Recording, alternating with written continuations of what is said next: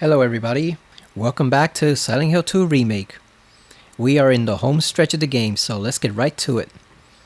Last time we left off, we needed to solve the music box so we could access room 312 upstairs. So we already put in the 3 figurines.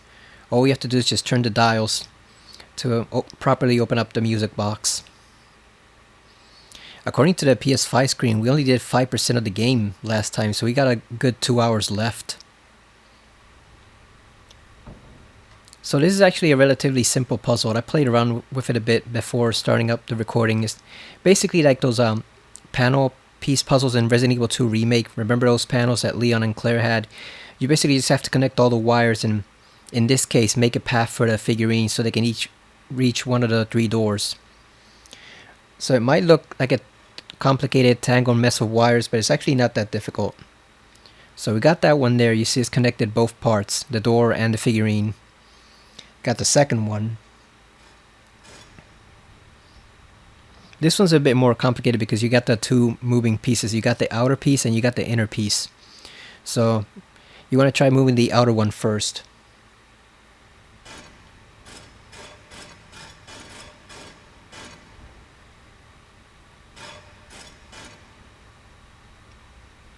There we go. You can see it's connected to both the door and the figurine. You want to adjust the centerpiece now.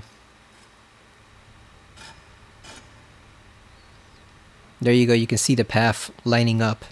And then you only got the third one. Not too bad compared to some of the other puzzles we've seen before.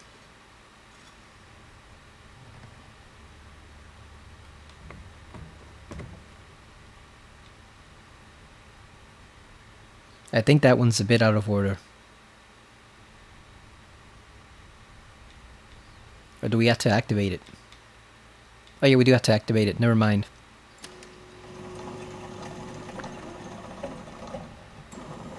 There you go.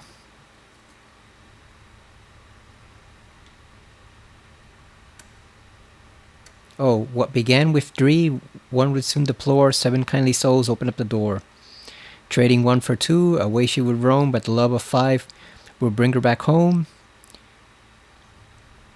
Taunted by the 2, she would toil away, leaving 1 behind, she has found a way. Okay, so there's a second component to it.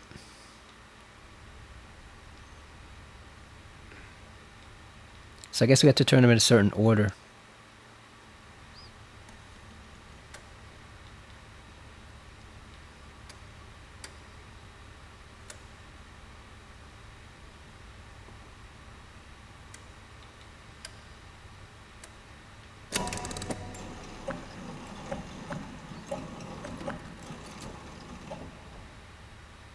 Nope, that was not it.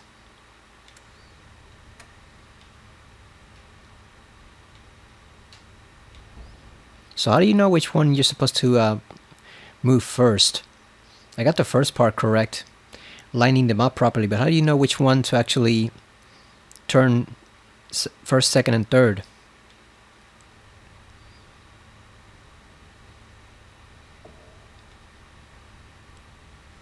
Trading 1 for 2.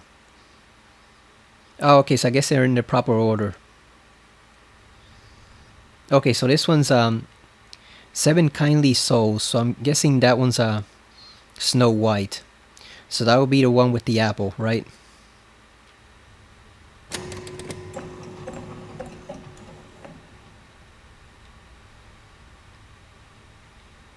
Trading 1 for 2.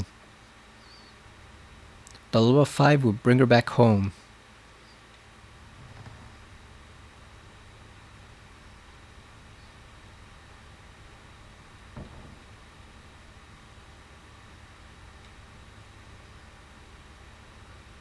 That can't be the Little Mermaid, right? I'm not familiar with that story. The love of 5 would bring her back home. Oh, it is the Little Mermaid. Then taunted by the 2, she would toil away, leaving 1 behind, she has found a way. That one's Cinderella.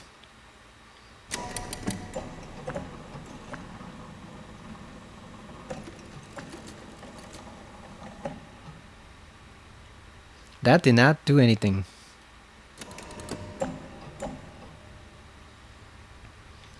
Yeah, how do we know which ones to move first?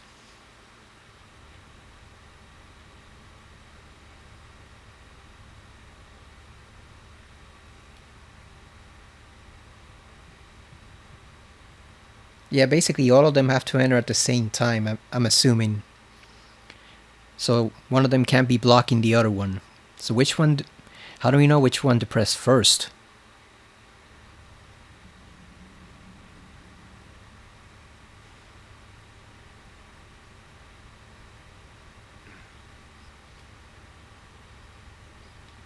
Oh, maybe it's the numbers in the poem, right?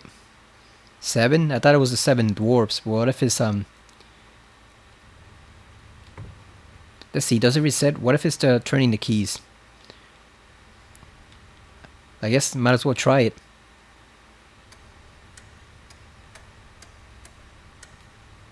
Alright, that's 7. Would it be 5? And would this one be 1, I guess?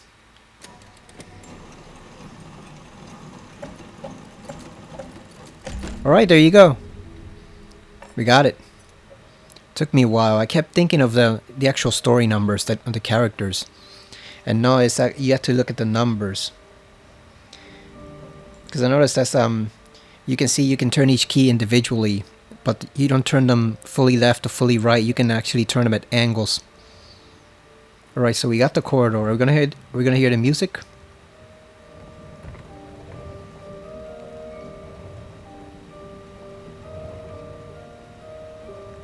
Hey, there it is. You have to listen closely, but it is there. The old music box tune.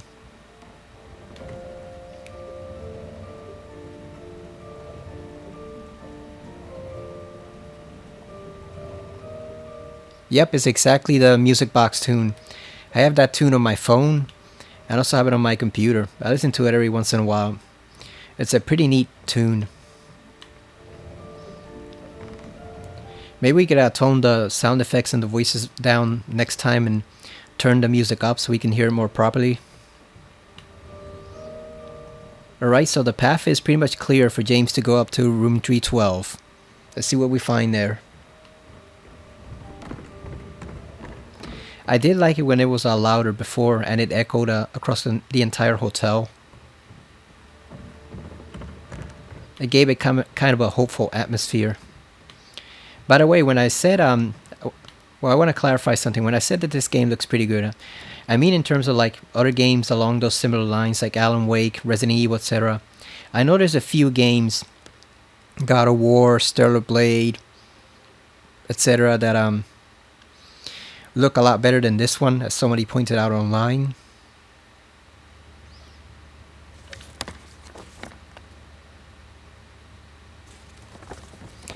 Yeah, I know there's quite a few games actually that look a lot better than this, but at the same time, I haven't really played any of those games. I'm waiting on Black Friday for Stellar Blade. Haven't played God of War. What else? Haven't played Hellblade. Alan Wake, I'd say, is on par with this. I don't really think you can really say one is superior looking to the other. Yeah, I'd say Alan Wake is on par with this one. So I do think it's still impressive what they managed to do here, especially in performance mode. How they got it looking pretty great. But I do realize it's not the best looking game on the PS5 system, you know. Finally, we got rid of that lock. I do know there are some games that are better looking than this.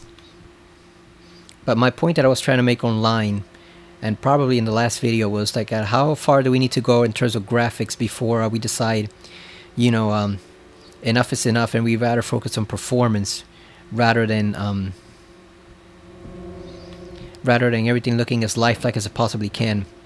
Because what good does it do you to have photorealistic graphics if the game performs like crap, if it runs at 20 FPS, you know? Something looking completely lifelike, photorealistic, and running at 10 or 20 FPS is not going to do you any favors. So like that was my point that I was trying to make. How far do we go in terms of pursuing these graphics that everybody wants to be wowed by? Everybody wants the ray tracing and all the fancy particle effects and lighting effects, but then you don't want to sacrifice performance for it. That was my point that I was trying to make last time and online when I discussed the graphics about this game. Alright, here we go, James. The moment of truth. Room 312.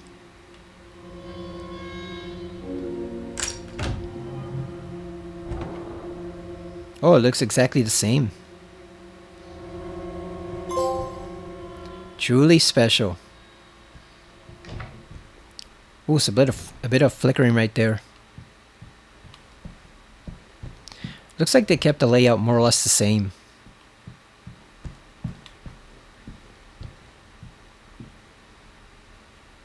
Also, I think I need to be careful with some of the titles for the videos because I might have offended someone with a mention about mental health in the last video. I was already planning to take it down anyway because I tried to split it up in 2 parts and I found out that it actually did not work. The ending was too abrupt for part 1. It kind of left off in a bad place. I couldn't really find a good place to leave it, to leave it to be continued for a second part. So I decided to just split it back together again and re-upload it. But yeah, I think someone got offended that I didn't really make a joke, but it was it might have been a title for the video that was in poor taste. So I always gotta remember, gotta be careful with that type of stuff. Even if you're not getting many views at all, somebody might still be offended, and possibly for legitimate reasons too. We used to have one of these old-fashioned TVs until a couple years ago. Until we moved over here, we had one of those wooden cabinet TVs. It's very difficult to connect a lot of stuff to it, but there's something, I don't know, nostalgic about those classic TVs like that in the wooden cabinets. They're left over from a bygone era, pretty much. They have a kind of charm you don't really see nowadays.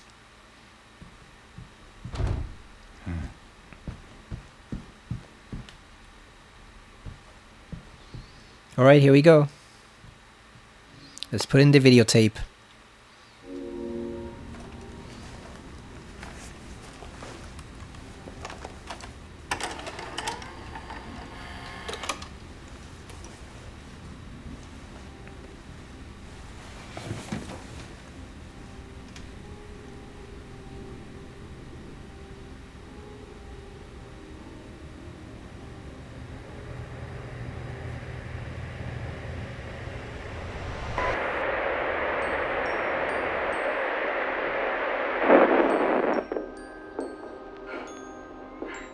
Are you taping again?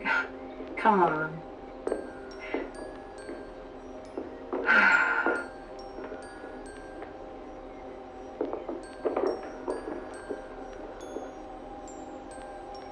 I don't know why, but I just love it here. It's so peaceful. You know what I heard? This whole area used to be a sacred place. I think I can see why.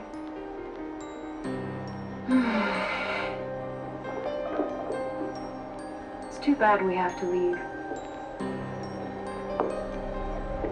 Promise you'll take me again, James.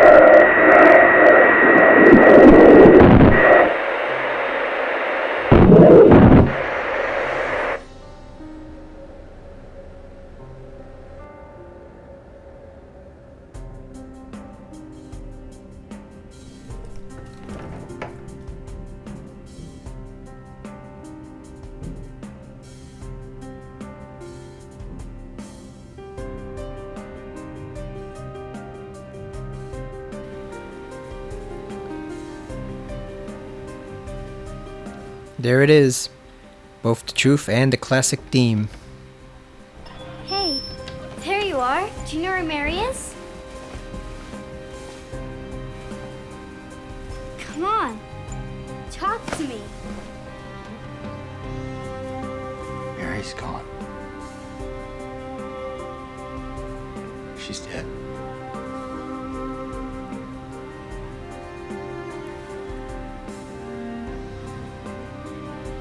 Liar. That's a lie. No. It's the truth.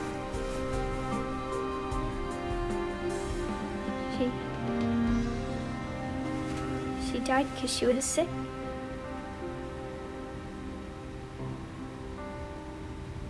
I killed her.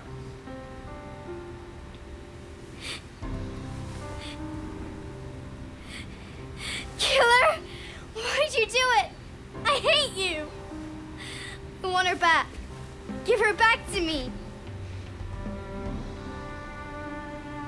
I knew it. You didn't care about her. I hate you, James! I hate you! I hate you! I hate you!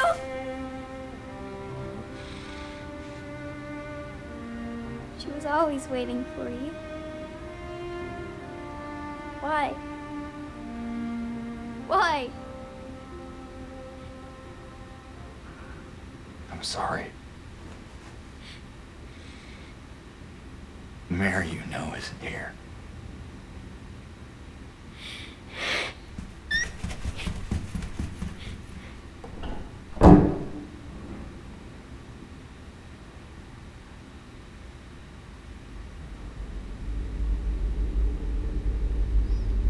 So that was more disturbing in the video than it was before. They showed it slightly more clearer detail.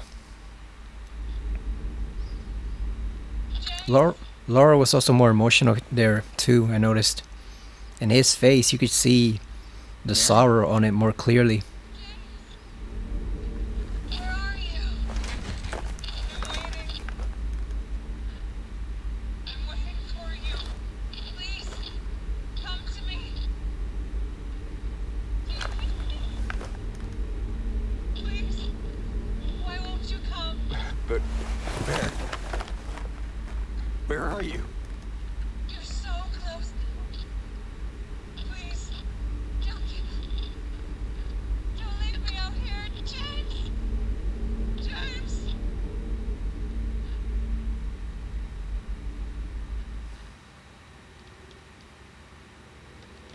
Oh, we should have checked the letter beforehand, because I read well, it's too late now, but I read that as you go along the letter slightly disappears. Like maybe it didn't disappear overnight like it did before, or it was just gone, but it slowly started to fade out. So we probably should have checked it before coming to the hotel. Yeah, the cutscene was really well done. And now we see the hotel for what it truly is, a burnt out husk.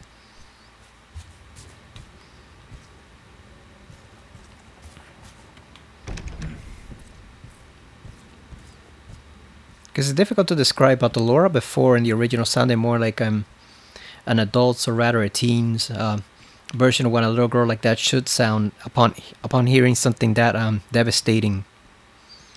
This one you could see more the emotion on her face.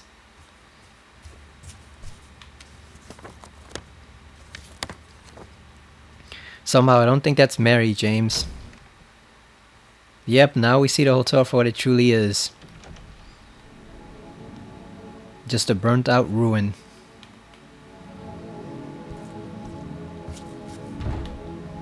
I think the music in this game is a little quiet. I would have made it louder if it were up to me. That's why I said I almost wish they gave you the option of having the classic soundtrack on, like the RE2 remake, because that way you can hear the music a lot more audibly. Because it's still... Whoa. It's still here, but it's somewhat muted in tone. That's what I've noticed.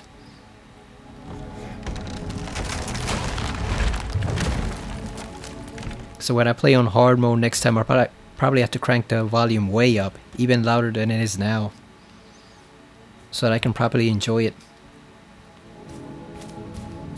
Is there anything else we can get? Do we have to jump down there?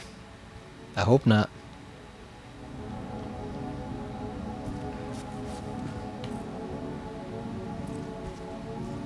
Look at all that mode.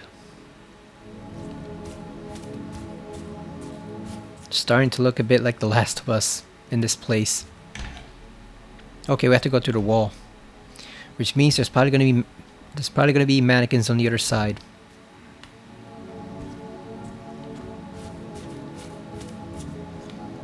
I wonder what the trigger is for the ending that I want.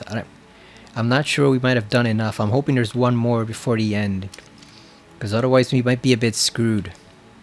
I'm not sure I've done enough, especially with all the healing I did, which is something I did not expect to do. I did not expect to use so many health drinks and syringes throughout the game. That might have affected us negatively.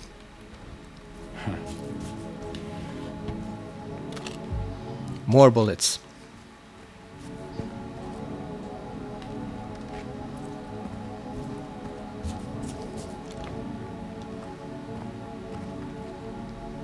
Also, one reason I do these playthroughs, even though not a lot of people are watching, is because my memory's not that good, and I also want to remember my first reactions to these games. It doesn't matter whether it's horror like this or Resident Evil, or whether it be, I don't know, like the Metal Gear Solid 3 remake that's coming soon, or a brand new game like Astrobot. I want to remember my initial responses to it, you know, because I'm getting older and I want to preserve those memories somehow. So whether you like my commentary or not, and you're entitled not to like it, that's partly why I do it. You know, I have no illusions of making any money off of this. It's just for fun, but also, like I said, to preserve my reactions to this stuff. Because like I wish, that's probably our next destination right there. But I wish I thought to make some recordings of my original reactions to games like this, and Soul Reaver 2 and Silent Hill 3 and stuff like that, back when I first played it way back in the early 2000s. Because those are memories that I treasured for a long time, playing these outstanding, phenomenal games, and they're kind of faded now, so.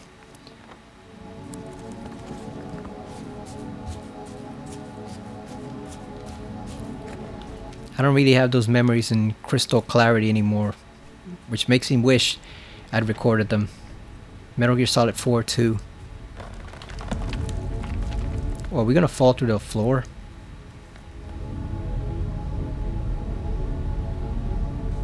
Yeah, it's a question mark there. We'll probably not go over here until we check out the room first. So I'm surprised the hotel is still standing, because obviously the fire that passed through here was very devastating, so I'm kind of surprised that it's standing at all. I would have assumed they might have burned down just to ashes like the Overlook in the novel version of The Shining, where it just burns to a crisp. Obviously, in the movie that happens at the end of Doctor Sleep, but in the book it happened at the end of The Shining. I still gotta read that book. Ah, okay, so we're going back into a room. So we should be relatively safe. I'm also noticing one very significant thing. There's no enemies here at all. I'm guessing now that James knows the truth. Now that he knows the truth, it's kind of died down. I guess there's no more point in attacking him, because he knows what he did at this point. God damn, look at all this fucking mold. Around the bathtub, on the floor. I know some of it's just a burnt texture, but others is, you can see, is plain out black mold. Reminds me of the Baker house in RE7. Okay, so we unlocked that, so I guess we can go check out the question mark over here. I'm guessing we're gonna fall to the floor as soon as we go over there. What's our objective, by the way? Oh, let's take a look at the letter. Should we?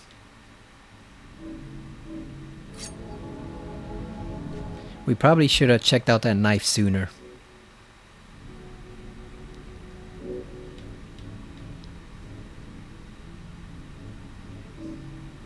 There's nothing in the envelope.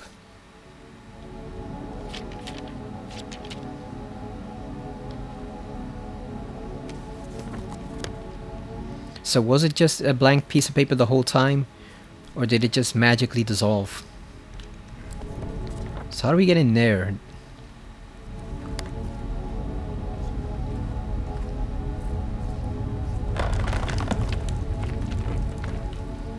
We should probably tread very carefully around that spot right there. I wouldn't put it past the game to actually put a chunk of the floor that gives away. Ah, here we go. That's how we get inside here. Look at that old-fashioned melted phone.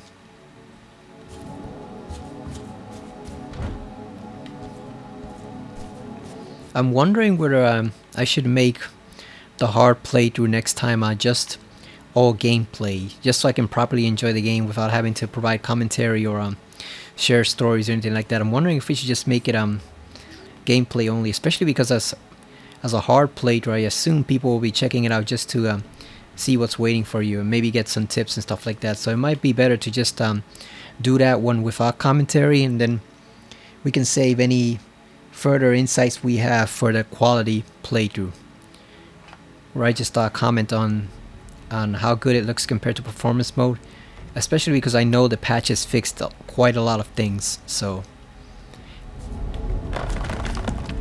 oh yeah, that thing is ready to crumble at any moment now. Yeah, I know the patch has fixed some things, so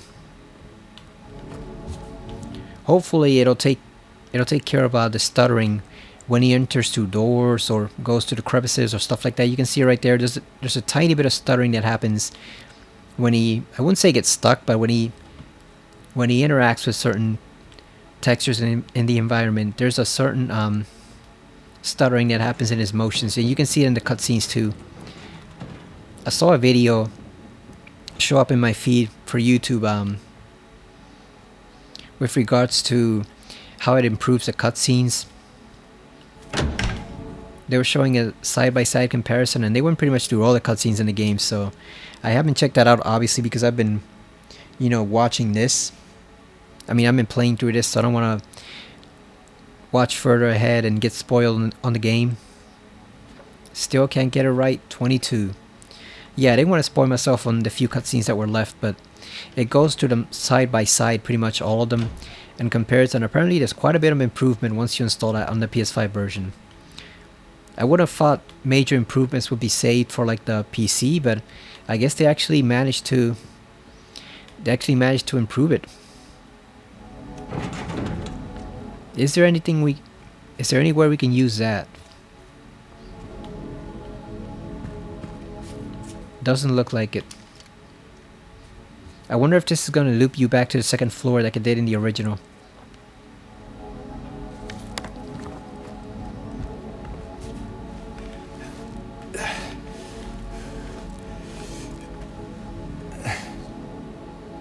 There is no healing of thy bruise, thy wound is grievous. That seems like something for the ending that I want to get, so normally we should probably avoid touching that, but let's go ahead and check it out. There is no healing of thy bruise, thy wound is grievous. Yeah. I think we're pretty much done at this point, James. We found out the truth, we know what happened. I think we're ready to check out, if you know what I mean. Oh yeah, that's totally just for the ending. You can tell because they don't even bother to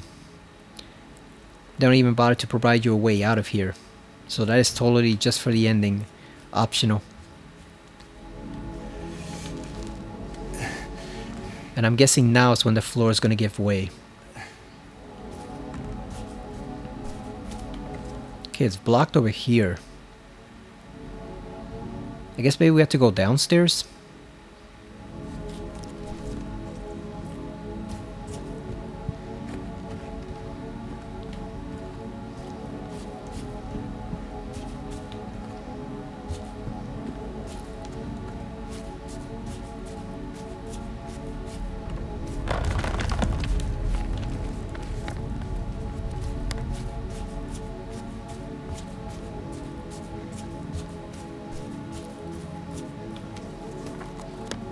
So this is the way we came. How about we can't go downstairs because the stairwell was destroyed. I was gonna say the escalator. It's the stairwell. So if that's destroyed over here... Oh, we can... I thought for a moment we could climb it or something, get over it. Oh. Damn, looks like we might have gotten stuck a bit. Yep, that's definitely a bug. Definitely a... Oh, we managed to get off of it. Yeah, that would have been bad if we had to reset right there and it sent us way back to room 312. Or 312. That's definitely a bug that the patch might get rid of it. I haven't seen that occur often, but there are a couple instances here and there we just seem to get stuck on a couple objects. Same thing happened in Alan Wake 2. There are a couple areas where you get stuck on objects that you shouldn't be stuck on. Like there's no reason for Saga to get stuck when climbing a platform or for Alan to get stuck when climbing a platform. But it does happen now and then. Yeah, so where do we go now? Maybe we have to shoot out the floor. Or maybe destroy it with the pipe. Let's see.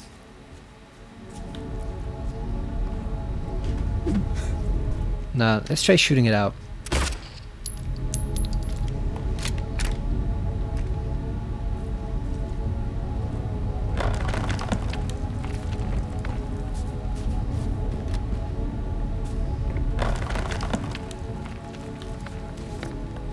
Yeah, so there is a big question mark over here. Oh, I see. We might have to jump down. Let's get the car from over here.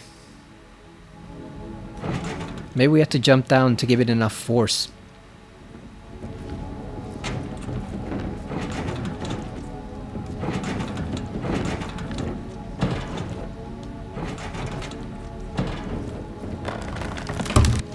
There we go. Just putting the cart was enough.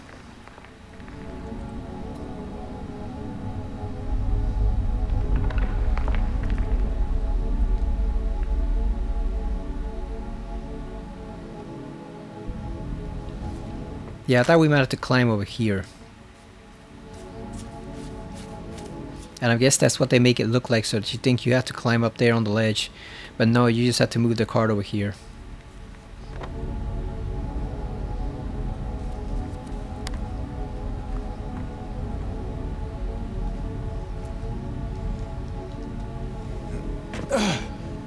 One final hole to jump through.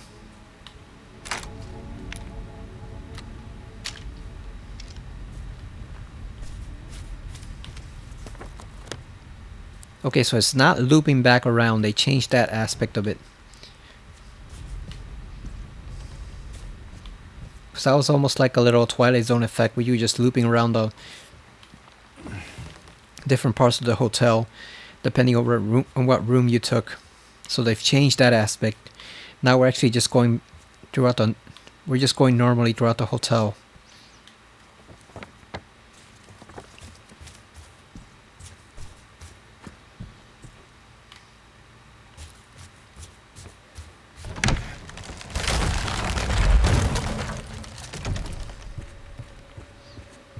Yeah, there's not a single enemy, I'm noticing.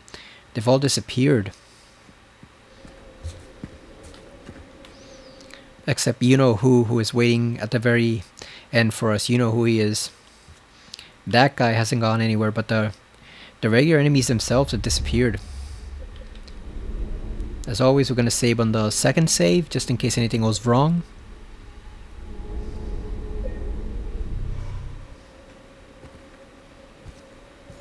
There's that painting again. Oh, here we go. There is a trigger for the ending I want, so let's listen to it. Oh, that's the memory, never mind. That's the memory of the old game. I thought we were going to be able to listen to the actual recording. I forgot what somebody mentioned, that that recording is unfortunately not here. I think that's a change for the worse, not being able to listen to that one recording, which really showed you James's frustration with the doctors and their helplessness. I think that's something that they definitely should not have taken out. But it looks like they did. Unless they patch it back in later on. with some DLC or something. Make some minor changes to the story. But yeah, they probably should not have taken that out.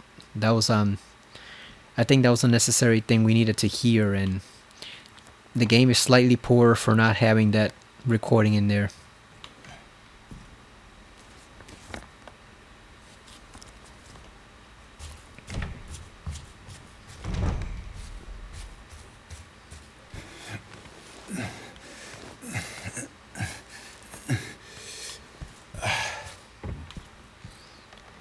So which direction do we go? Do we go left or do we go right?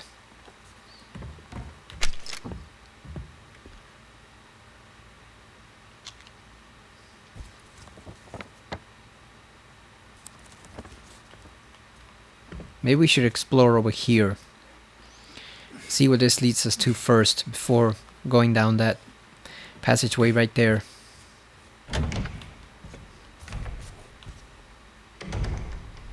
There's mannequins. That one's wearing glasses.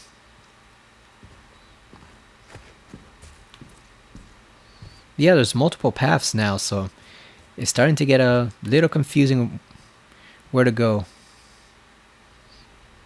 What is this? I'm also worried because we know there's multiple endings that are not in the original game, so I'm kind of hesitant to touch some of the stuff and end up triggering some ending that I don't even know I didn't want. Okay, so that just shows us the elevator. We need to take that down.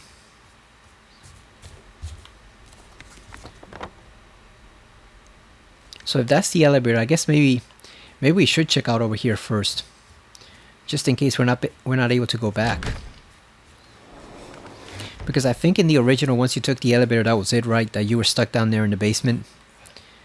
And that's when we meet up with Angela next. Oh yeah, let's check this out first.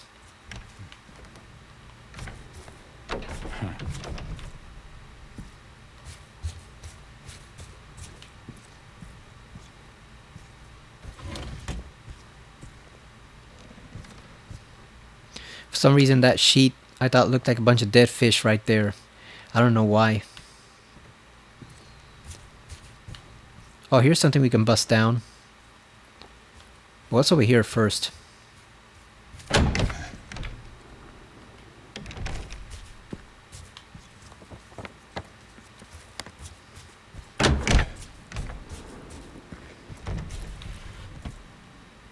We're getting a lot of supplies. God damn. 34 health drinks.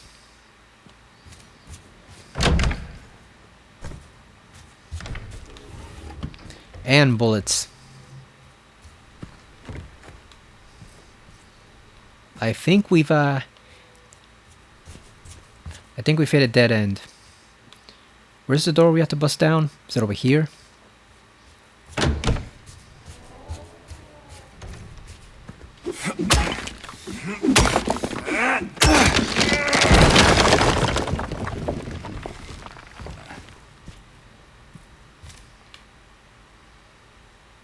Wash yourselves, make yourselves clean, remove the evil of your deeds from my sight.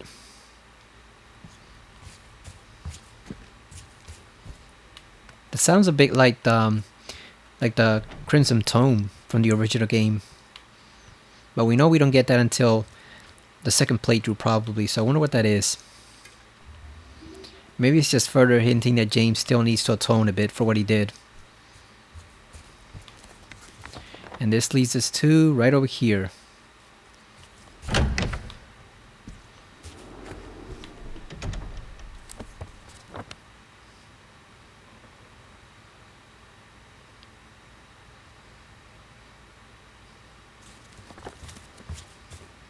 Okay, so we can just double back around the restroom and come over here. So there's not really multiple paths, it's just optional rooms to explore. I guess if you want to gather resources and stuff like that, you can go in those rooms and get them.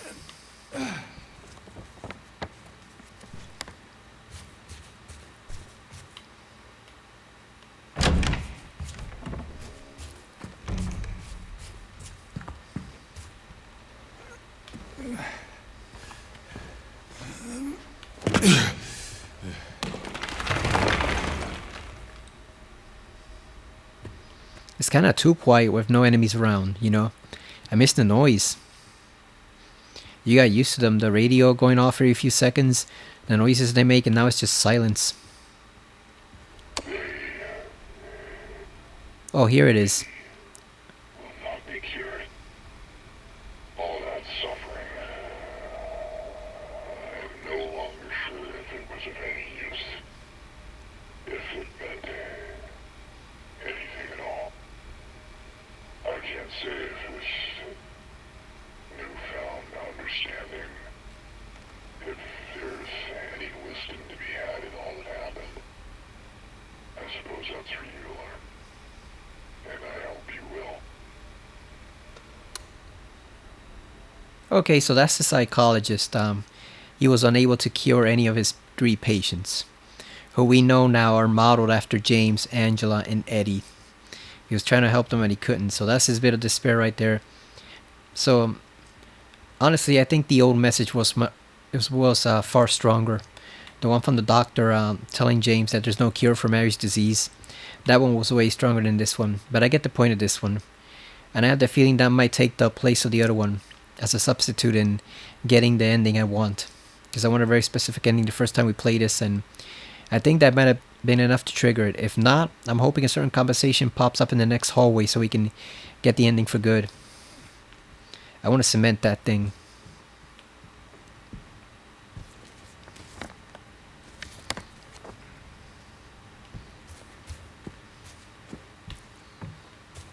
Yeah, it looks like all of James's delusions have just crumbled away, so there's no monsters or anything. We need something to fight.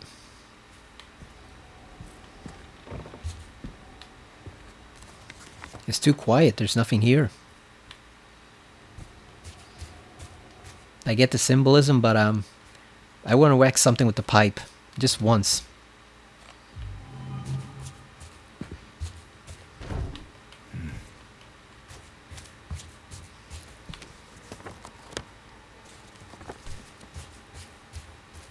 Maybe there's some downstairs. You know, there usually are a couple enemies out floating around in the water in the original game, so maybe there's some downstairs. Let's just break that for the hell of it. Alright, James, let's take our fateful elevator ride down. We're heading straight to the depths of hell. So where are we? Are we on the 2nd floor? Yeah, we're on the 2nd floor, so there's only one destination we can go, the basement.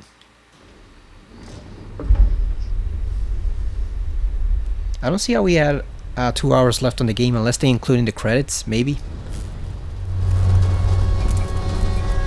Oh, here we go. Oh, it stopped short. It's gonna be flooded, isn't it?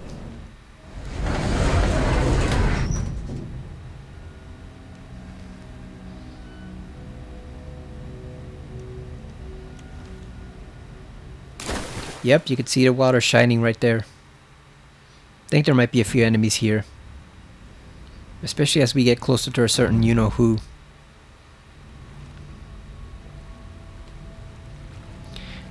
Boy, this is a very far cry from the water effects they had in 2. Those effects were almost primitive looking nowadays. But they worked well at the time. It has some pretty impressive water effects at the time, the original Silent Hill 2. It reminded me of what the Soul Reaper 2 team said about Metal Gear Solid 2, that when they saw what Kojima was doing with the weather effects there and the rain, they knew they had to improve their own game because they just couldn't compare.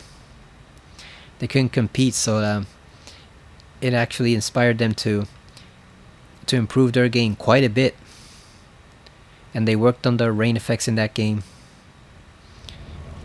which I'm sure we'll see more clearly now when they release the Soul Reaver remasters in like month and a half. We pretty much have left just a month and a half until those games release. I am looking forward to them. It's been a long time since I played those games. I think the last time I played the first Soul Reaver was probably a couple years ago when I got the HD mod that a fan made. I forgot what his name is called. I don't know if it's like Reyna Aldrin or something like that, after Janos Aldrin, but he made a pretty damn good HD mod for the first Soul Reaver that I actually tried out, and it made the game look pretty damn good. He pretty much imposed it on the Dreamcast version of the game, which is by far the best looking version of the game already, but he definitely improved it, and it looks pretty damn good. I'm sure it won't stand up to what Aspire ends up doing, but he definitely showed a lot of talent and capability for just being one guy working on that almost by himself. He made that game look pretty damn good. Unfortunately, Soul Reaver 2 had some kind of technical flaws with the PC version that I think made an HD mod for that one impossible at the time. So I'm looking forward to seeing what they do with that game in Aspire's little collection this December. Look at that, one more look at the infamous butter cake. I haven't been able to go to ShopRite recently, so I still haven't picked up the butter cake to see exactly what that thing tastes like. I always thought it would be closer to like pound cake, but I guess not, because the butter cake at ShopRite looks a lot more gooey, so I'm guessing it's not pound cake, it's something else. Maybe similar, but not quite. Yeah, it's too quiet, there's no enemies now.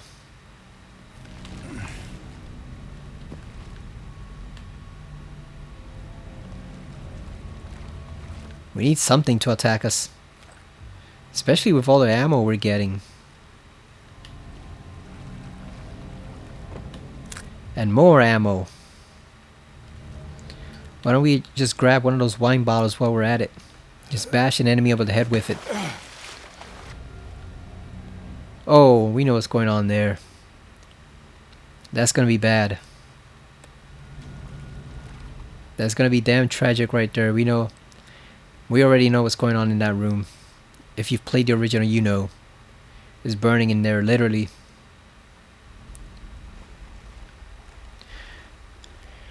Well, let's go in and see someone else meet their fate too. Why should we be the only one who suffers in here?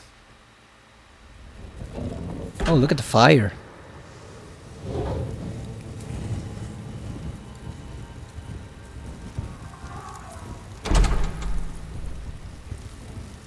Mama?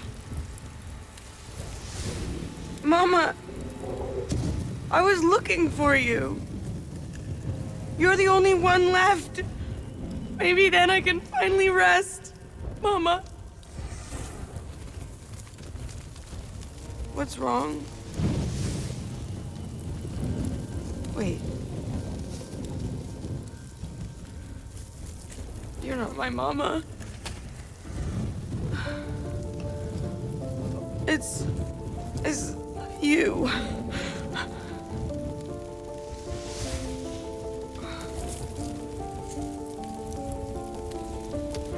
I'm sorry, Angela.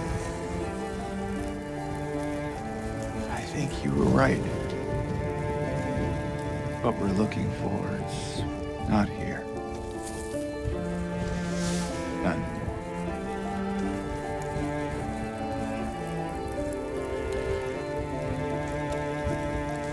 Thank you for helping me earlier.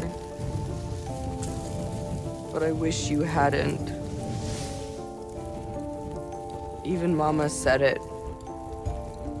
I deserve what happened. No, Angela, that is not true. Don't pity me. I'm not worth it.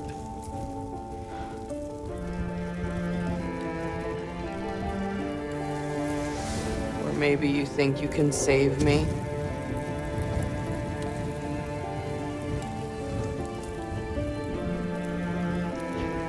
Will you love me?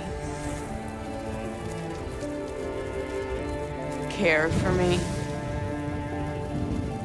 Heal all my pain?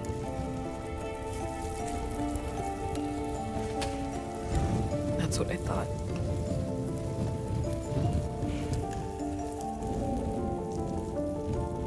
James.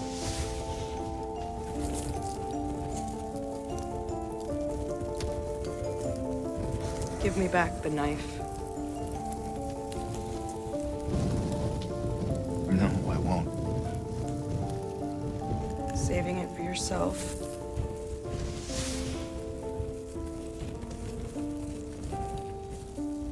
Have it your way. It doesn't change anything.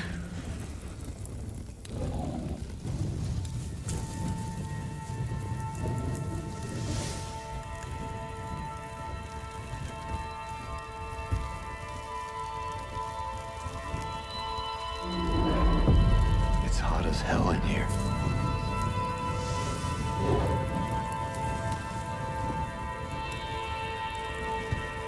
You see it too?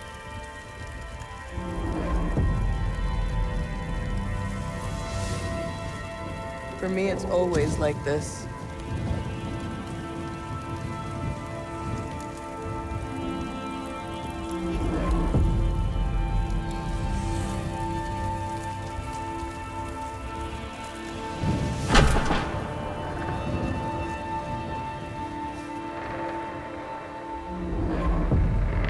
That was a pretty beautiful cutscene.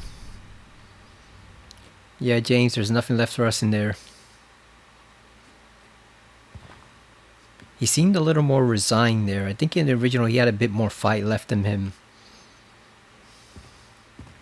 Whereas here, by this point, he just accepted what awaits him pretty much. And yeah, we can't go back. If you went back originally in the original game, what you would see is just a plain old hallway with the water in it and the monsters. There was nothing left. She and the room completely disappeared.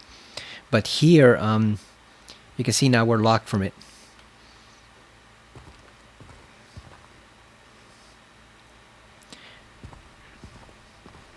I did like the change in tone when he said, what did he say? Like, no, Angela, that isn't true, or something like that.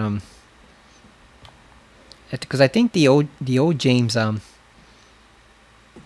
what's his name? Guy Chihi. He's really good in some parts and really bad in others. I think because of the lack of direction. There are monsters here somewhere. Oh yeah, you can see it right there. So because of the lack of direction, because obviously this was 2001, voice acting still wasn't really a refined art in video games. You know, we had Metal Gear Solid, Legacy of Kain, a couple of good others, but then we also had stuff like Resident Evil and the original, hilarious in some respects, Castlevania dub. You know, so it just was a lot harder to get good performances out of voice actors back then. They didn't really have the expertise they have now. So I think what happened was you pretty much had to be left to each individual actor, and some of them were very good, some of them were very bad, and some were just in between. And Guy Chihi, that's his name, right? I hope I'm pronouncing it correctly. He was really good in some scenes and then really bad in some other scenes. And I think in a couple other scenes, like especially with Angela, he was a bit too overdramatic. Whereas here, he sounds a lot more natural. And like people say, it kind of takes away from the weirdness of the original game, but at the same time, this sounds like a person who would actually talk that way. You know, we know the town is weird. We know that the situation they're in is weird. Everything surrounding them is weird. Like the characters themselves don't have to be ultra weird, when the entire world around them is pretty much like something on a David Lynch movie, crossed with like J-horror. So, you know, I get the appeal of it. People say, oh, the stilted performances help the atmosphere. I get all that, but I gotta admit, I kind of vastly prefer this more natural sounding James. What the hell is out there? I kind of prefer this James. Like I gotta admit now, whenever I hear James in my head, I'm gonna hear this guy, not necessarily Guy Chihi. I'm gonna hear this guy. I know his first name is Luke, right? Luke something. I forget his last name, but I think his first name is Luke, right? But he has actually turned out to be pretty damn perfect for James Sunderland. I'm surprised. I would not have expected that. I knew he was gonna be good, but I didn't. Oh yeah, they're done for. It's kind of like the Ganado and RE4 remake. Without their leader, they've lost their motivation and their stability. And here, I guess now that James has exposed the truth to himself, they've kind of lost their will to fight.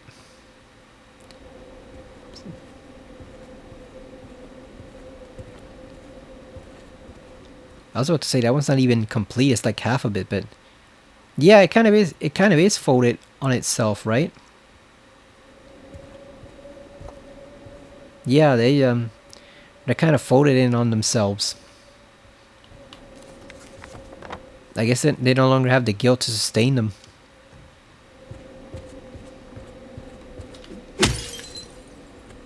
Because James wanted to be punished subconsciously deep down inside, so that's why he attacked him. And attacked him pretty viciously in this one. But here, I guess, like I said, without the lie he was telling himself, they pretty much lost their motivation to attack him. Okay, so we can't go in here.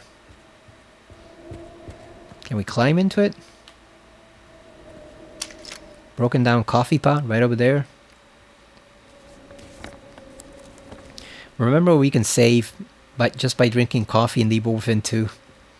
I wish that's a feature that more games would bring back, like little creative save mechanisms like that. That would have fit in perfectly with Alan Wake. I mean, isn't there a coffee pot in the save rooms where Alan Wake saves in the second game? I think there is, right? It's always the janitor's room. Whether it's the dark... Oh. I don't want any trouble, ma'am. Just stay over in your corner. We'll be fine. Okay. I don't think she's coming over here. 312, about to be cleared out. No one's returning. I think that may have been another note in sealing our fate. So, at least I hope so, because that's the ending I want. So I hope all that stuff is helping us out. Oh yeah, the mannequin has lost all life to it. Well, you know what? I don't feel sorry for you guys, because you guys suck. Spider mannequins, you guys are awful. So I don't feel sorry for you in the slightest. Maybe the nurse, because she seems... Oh, she just died. Damn, she didn't even make it. I thought she was just gonna lean against the wall there to rest. She just died. But of course, we know who won't be dying. We know a certain bastard is not gonna go down that easily. He's still gonna fight us. Yeah, there you go. The poor ass spider mannequins, they're done for. But they were bitches, so we can't really feel too sorry for them. They caused a lot of trouble. Okay, now we're going into the non-existent space behind the wall. So now we really are going into like that space in remember when Heather traverses the regular hospital and the nightmare hospital in Silent Hill 3, where it's that place that doesn't appear on the map? Yeah, this is literally behind the walls.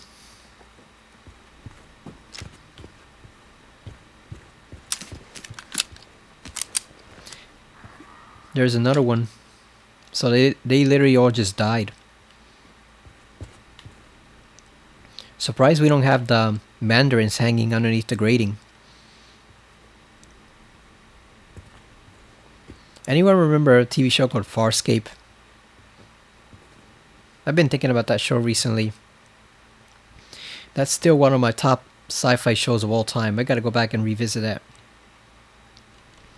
I have the whole Blu-ray set on for the whole series. I also have the DVD for pretty much the series finale, the miniseries. But it's a lot of episodes. I think it's like 100 episodes or so. So definitely a lot of TV watching to do. In addition to all the other shows I've yet to watch. So yeah, I think that was probably my favorite sci-fi show of all time. Maybe next to Lex. The first 2 seasons of Lex were pretty damn good. They were pretty damn good. Season 3 was okay, and then season 4 was when the show went over to Sci-Fi Channel. They started making it as opposed to just producing it or distributing it, and it just went completely to hell, except for a few choice episodes. Here we go. There's the famous 9-square save point. I'm sure Graveyard Goods released a new shirt with that over in the Konami shop. But those shirts suck. Like, there were 1 or 2 that I tried to defend early on for Silent Hill 1. Back when the collection was first unveiled. But now I look at the collection for Silent Hill 2. Those things look awful. Those shirts they have on sale right now at the Konami shop. Online. And they're all sold out. And they all look hideous. And some of them literally have like whole passages of the game's text or dialogue on them. Like, it just looks like the sloppiest thing ever done by pretty much pretty much like any kid would be designing those t-shirts. It does not look like fully grown professionals designing those shirts. They just you could do a better job just designing something on Photoshop and printing it out using an iron-on transfer than those shirts. It's just hideous. And that's exactly what they look like. If someone just overloaded a whole bunch of images together and just pasted them in like Photoshop or even just Microsoft Paint, and not the good Paint, not Paint 3D, no, like regular Paint. They just painted all that stuff in there and just drew it on a t-shirt and printed it out using iron-on transfers. That's what those shirts look like. They look awful.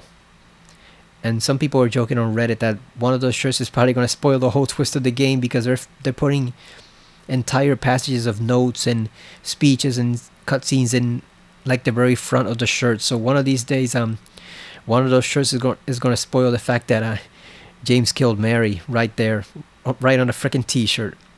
I don't know what Konami is thinking. They should probably go instead for, what are those guys' names? Cavity Colors. They would do a much better job with those shirts. But of course they cost a lot more money, so Konami's probably just trying to be cheap. They're just trying to be cheap about it. Let's look at the knife one more time, just for assurance's sake that we're getting the ending we want. And now it's time to face our ultimate nemesis. Do we even need a health drink or not? Oh yeah, we do. Because you can see there his jacket was blood stained. So everything's reloaded. Rifle, shotgun. Yeah, let's go for shotgun because I don't think the shotgun's gonna be of much use against the final boss. I think we need a rifle for them. Here we go. The ultimate showdown. Let's go. Is it gonna be two of them? Oh yeah, he is just dead tired at this point. He's just heavy with realization. James! Oh yeah, there they are. The twin pyramid heads. Leave us both the hell alone.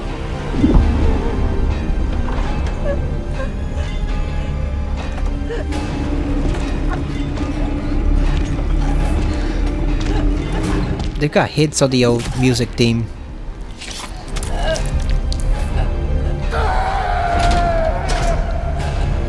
Oh, they didn't show it.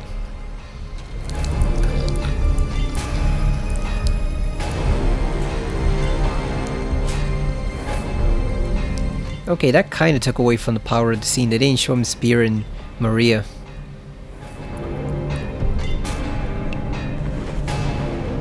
Also, her blood looks black, which is yet another hint that she's not obviously what she seems. Oh, look at that. Look at the floor. I know what you are. I know why I need it. It is all over now. I don't need you anymore.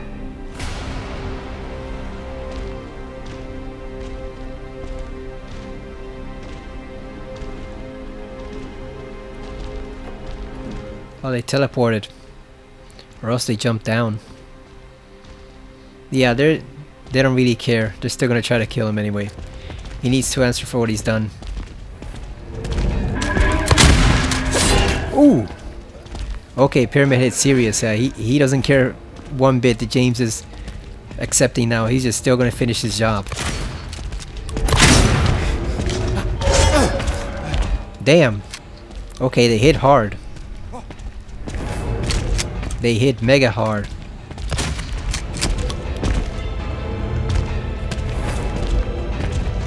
It does look like the center of some cathedral there or some church with that pattern there. I don't know how we dodged that one. Yeah, Pyramid Heads don't care. They're just gonna kill him no matter what. I mean, technically it would be him answering for his sins if they killed him here.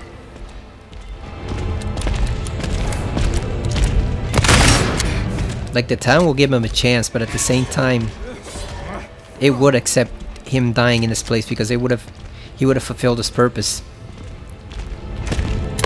His purpose was to be judged by the town, and that's exactly what already happened. So I think if he dies here, the town's gonna accept it. Let's try the rifle.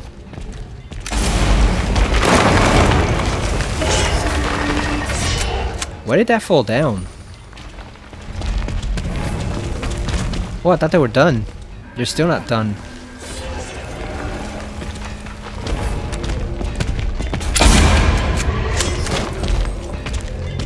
Oh, he can throw the spear now. That's pretty cool.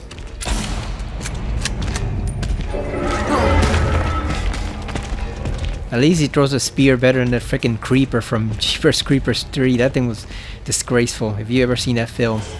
It's the perfect comedy.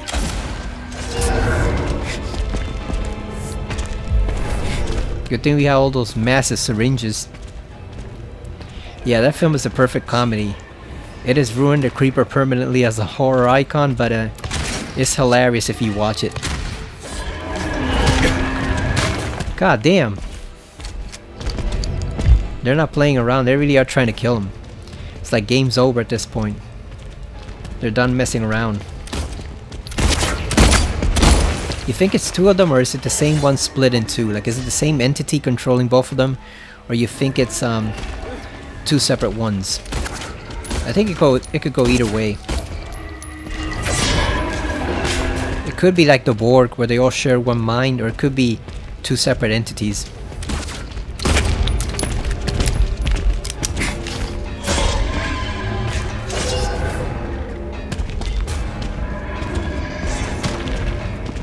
Yeah, they should have shown Maria getting stabbed. That took away a bit of the power. I know they're trying to make it subtle. Like, this game has a lot of gore, so obviously they're not afraid of gore. They're just trying to make it subtle. But I think it was actually better off if they had showed it. Just for the brutality. You know... Just dig the wounding deeper for James. Just dig in that wound a little more grotesquely.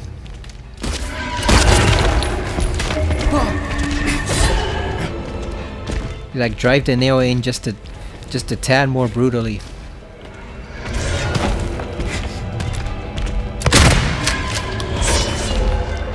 That's some Olympic level javelin throwing right there by Pyramid Head.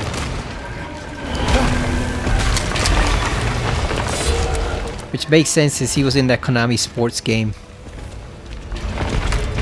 That's where I got the chibi Pyramid Head that I use in Silent Hill thumbnails. It's from that sports game with Konami. Konami Track and Field, where Pyramid Head is a guest star.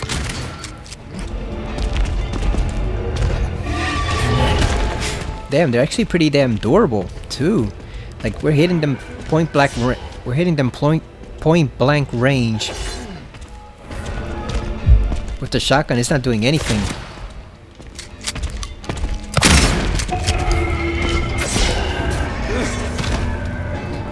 And there's actually a trophy for defeating every enemy without using the gun. I don't think I'll be going for that trophy anytime soon. I think I might save that for a very easy playthrough.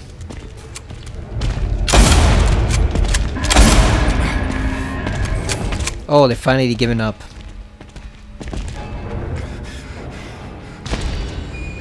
It's a stalemate, basically.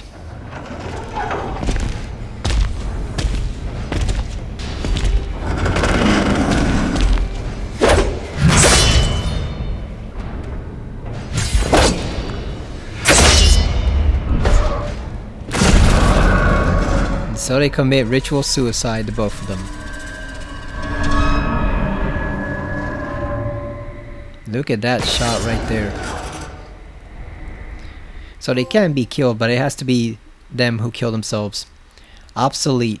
Yeah. James has realized why he's in the town now, so he no longer needs them, but even so, they were still blatantly trying to kill him. So I think, like I said, the town let him get this far because he needed judgment, but at the same time, now that he did realize what he had done, if he had died here, I don't think it would have accepted it. You know, because either way, he realized what he did and then he died. So I think the town would have been plenty fine with the two Pyramid Heads just skewering him here and just killing him right there. They could have just left him staked to the ground like they are right now, and the town would have accepted that. Just like it accepted Angela walking off to her fate and Eddie dying due to its own stupidity. Got the scarlet egg. That's a huge egg. God damn, that thing is massive. Oh, he doesn't say it. Pyramid Head won't move anymore. Let's get a close look at them now that we finally have the chance. Look at that. We didn't see that before in the original, that whole mask behind their necks. But I have seen artwork of them, I think from like Ito, that showed that underneath their mask was nothing, basically, just a mound of flesh. Because that's one thing people wondered. Is it James's face underneath there? Is it somebody else's? Valtiel's? Not really, it's just a mound of flesh. You know, they're not really Valtiel. Valtiel's his own deity, but they're just emulating him. Well, technically, they're emulating the cult priests who are emulating Valtiel. So basically, it's like a copy of a copy of a copy. Remember that from Stargate SG-1? Like, when the Asgard were explaining why they looked the way they did, and they said it's basically deficiencies, and they were basically each, like, basically a copy of a copy. That's why they look so different from what they originally were. When they had, like, the very human specimen, it's kind of a similar thing here. Like, they're just emulating the priests from the cult, who were in turn emulating Valtiel. So technically, they're not really deities or gods or anything like that. They're just creations of the town, but they're emulating cult members who were in turn emulating an actual deity of the town. There's Maria. I don't know if she stays there in the original or not. I don't know if she stays there or if she disappears, because you can't look up in the original, so you have no way to tell if her body's there or not. So let's place the eggs over here. Rust color the egg. And let's use the other one over here, because there's no point in keeping both of them. They also gave them pants in this one, which I appreciate, you know. Don't want to be like the movie where Pyramid has a outfit in the front but nothing in the back. He's just completely bare-assed in the back. And the actor had to do that.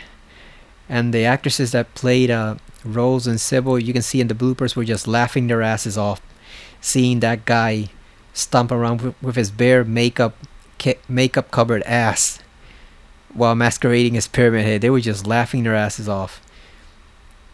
Why wouldn't they be? I mean, he was basically going around bottomless throughout that whole set from behind, because those cheeks are obviously his. They're not. It's makeup applied to him, so that Pyramid Head from the movie was completely bottomless from behind.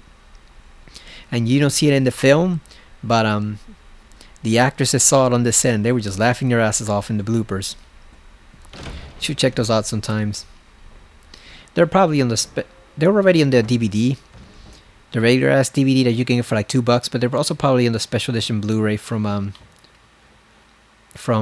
Screen Factory, which I gotta get back to sometime, checking out the final commentary on that Blu-ray. One question about the town that I wonder, you saw when James pretty much let Angela go off to her fate.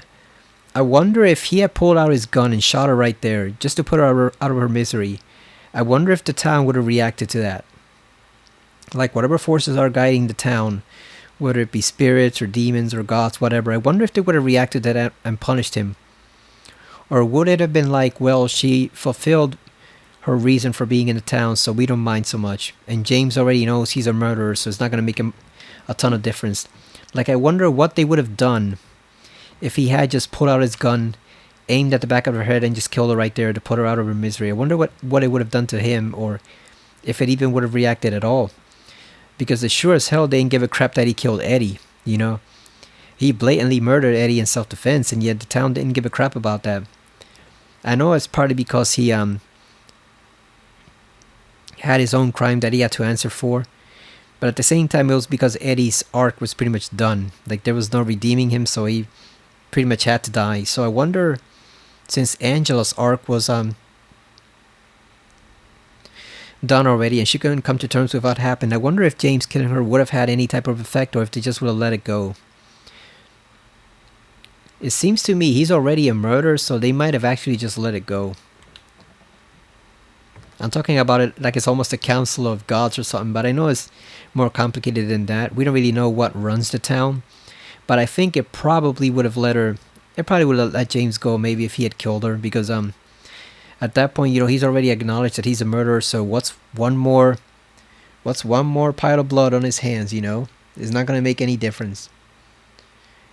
And I don't think it hates Angela. It's just maybe disappointed that she couldn't come to terms with what happened. That's why the 2 graves at the Walter Sullivan gravesite are filled in, because there's no hope for them. It's over. But James still has a little bit of hope. We'll see if it gets crushed or not.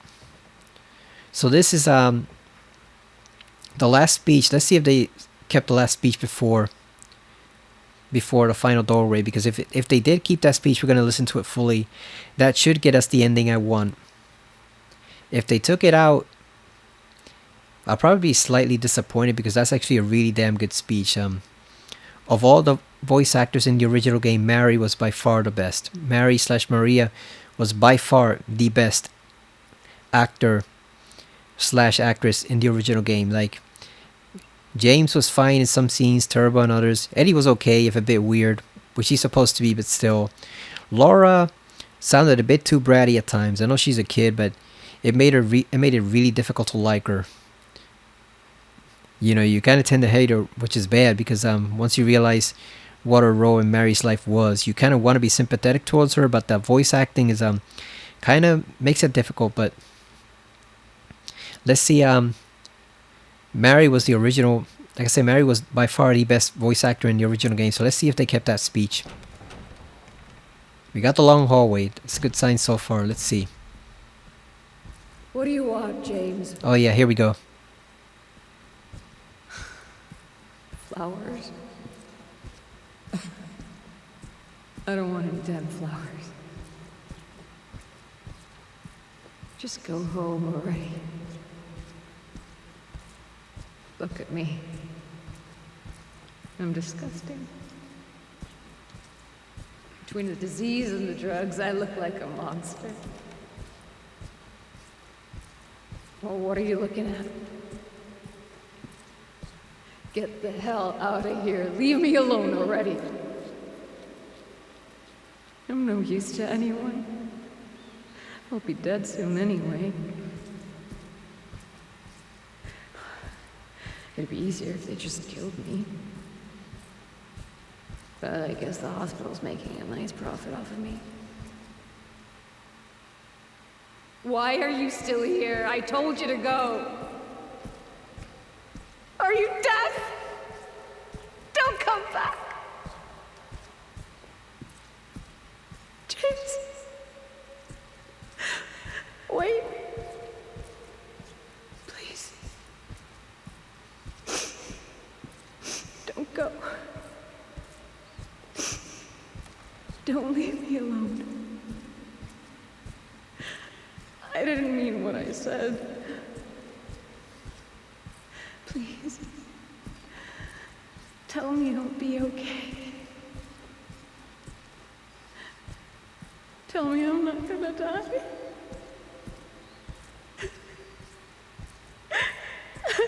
Help me.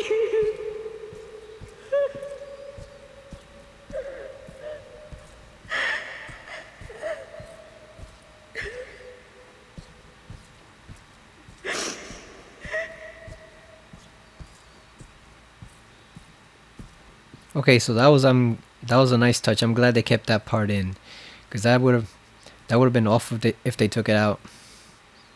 She sounds a lot more sickly here. She's trying, definitely. That was definitely much better than we've heard from her so far, but I still prefer the original one. There was just a rawness to the original voice actress, like an emotional core there that I think is very difficult to replicate. Like I said, she was by far the best voice actor / voice actress in the entire game. Probably even in the entire series, one of the top 3, or at least top 5. She was definitely pretty damn great, so it was very difficult to replicate her performance. This lady tries to go a different route, and like I said, if I hadn't played the original, I'd probably be more impressed with it than I am, but even so, it just sounds slightly off. Like, I prefer the original one. She just had a lot more despair to her, and raw power in the voice. Although now she's actually getting across some pretty decent emotions. So like I said, it's not a bad performance, it's just different. They took a different route with it, or maybe she decided to take a different route and they approved it. Who knows? Like, who knows what happened once they all read the script. But Yeah, I still prefer your original voice for Mary slash Maria. Although she did give a pretty decent effort here, I will admit. That was an actually respectable effort. And I can just imagine people who haven't played the original just completely tearing up at that. Because it is raw and heartbreaking and devastating, but at the same time, like, I've heard the original one, I definitely prefer the original. Just my opinion. Let's get the last photo. I know we missed some. Shape forces the mind. 26, and it's a red square, so I'm guessing those are the save points. Can we just walk off into the water? Nope, we can't. We can't just drown ourselves in here. Just end it all. Just drown ourselves right in there. Just end the whole damn thing. Oh, we can no longer access the map too. Let's take one more health drink. Just to prepare for what's coming up ahead. Look at that, they also give you ammo in case you wasted all of it. I don't know how that's even possible, that you'd waste all those bullets here. I guess maybe in hard you might waste them, but here you have more than enough bullets. Like, what do we have? Look at that, we got 22 shotgun shells. 24 actually, we have 35 rifle shells. Got 44 handgun bullets. We are loaded. God damn, we are packed. Ready to fight 5 final bosses.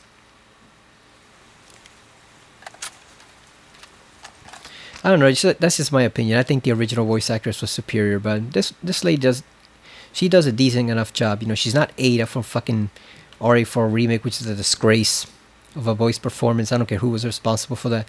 That's a freaking disgrace. She's not that. You know, she's not goofy either or weird or anything. It's just I prefer the original ones. Much more emotional. Much more raw power in the voice. This one sounds a lot more sickly, like Mary would sound, you know, being sick in the hospital. But I still prefer the original one. Incidentally, that was a nice point that she made too about the hospital making a nice profit off of her. They would keep her alive, knowing all the time that it's futile. You know, that there's no saving her, but they would keep her alive as long as possible so they can milk her insurance for more money. That's definitely something a hospital would do in the US, you know. They would definitely do that, and they do that all the time.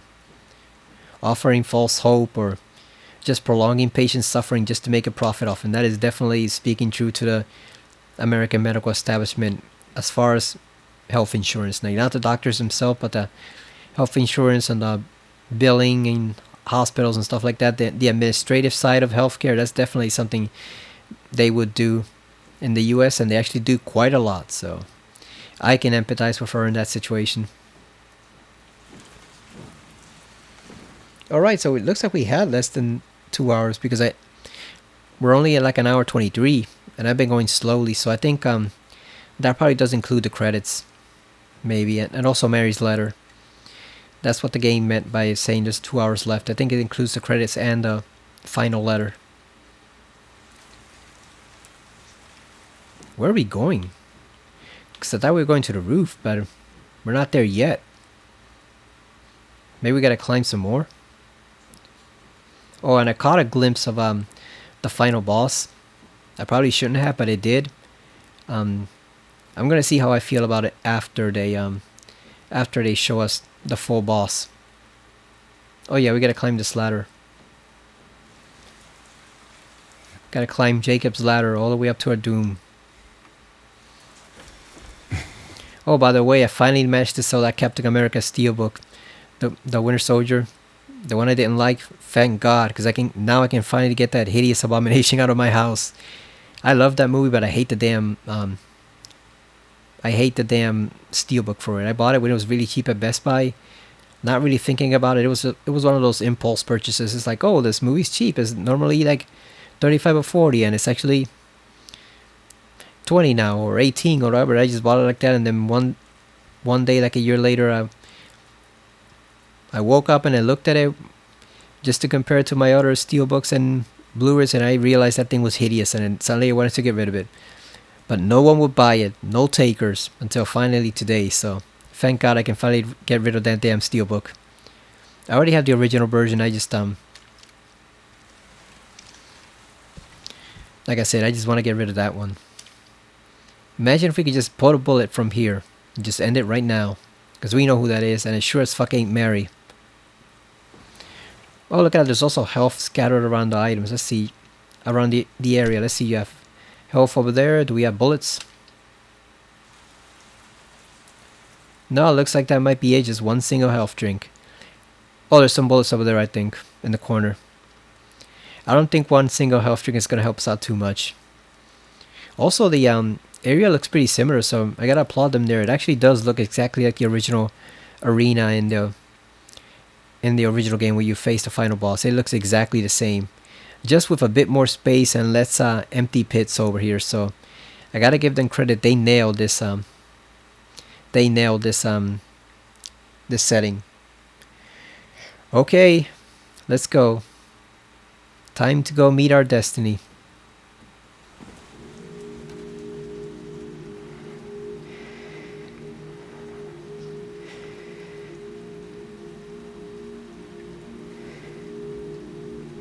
He already suspects.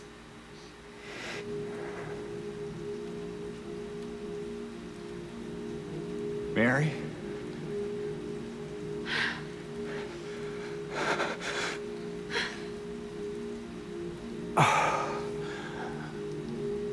I have missed you so much.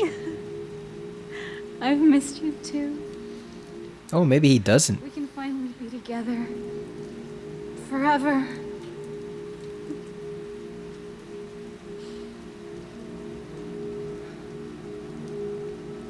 Oh, there it is. Now it's sinking in.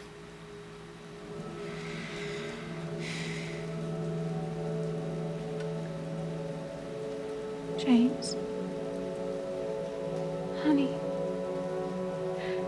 What's wrong? I'm sorry. I know you tried, James, please. but she's gone. I know that now, Stop it. and I can't just keep pretending. Shut up! What do you want? Do you even know anymore? I'm yours. I'm here for you. So what if I'm not her? I can give you what she never could. I can be better than her. What else do you want me to be? What else can I be? A whole person? I am so sorry, Maria. I really am. But this has to stop. It's time to let it go.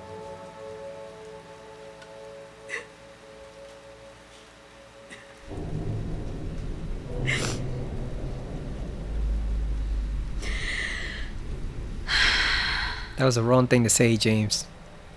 No.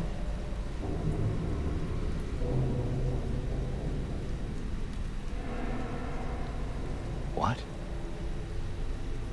I won't let you do this to me. I won't let you go. I can't!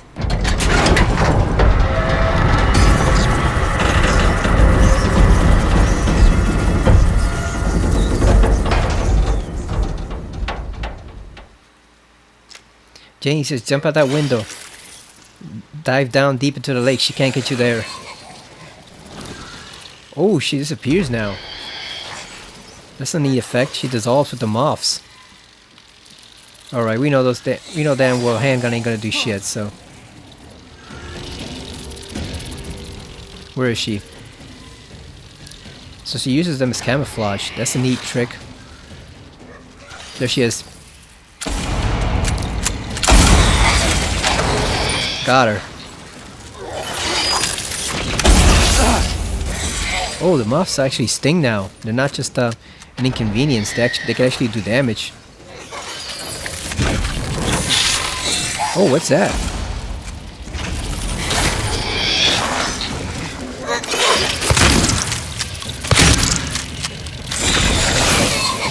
What she said about not letting him do that to her, it does make sense, because even though she's an antagonist, she's not a villain. Oh! God damn, is that like poison? That's new. Oh. She's more formidable now. It's God damn.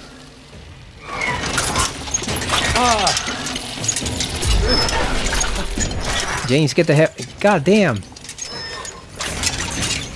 James, get the hell out of here. Before you get mauled over here.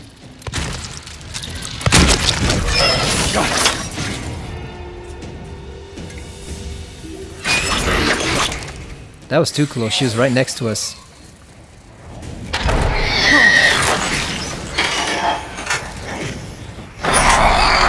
Oh, god damn.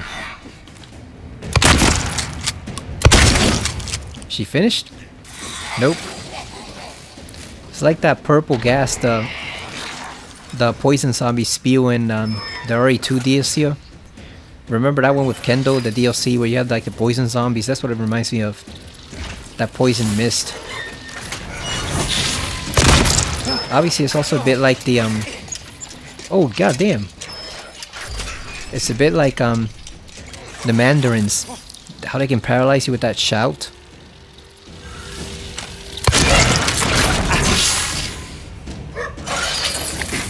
She has reach with that tentacle too. Definitely got to save some health for her on hard mode. But she's actually doing some damage even on regular difficulty.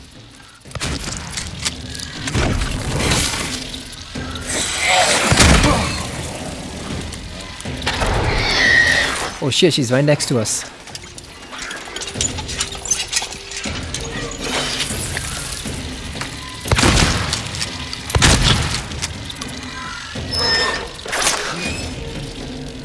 I still say she looks like Dahlia in that getup.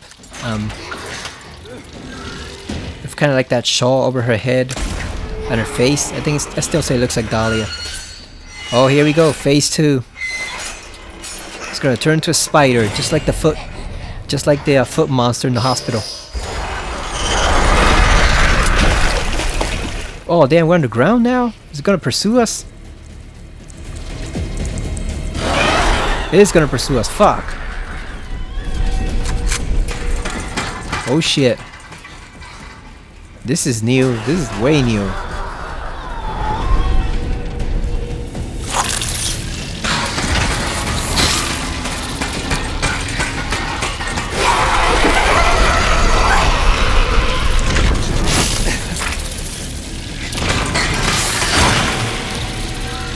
Where is she?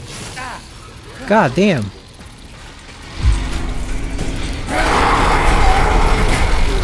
Where is she? I can't see her. Is she over here?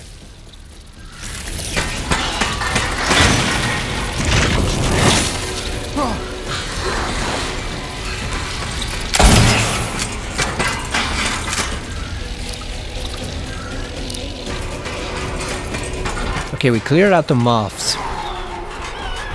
Or the butterflies, whatever those are. Here she is.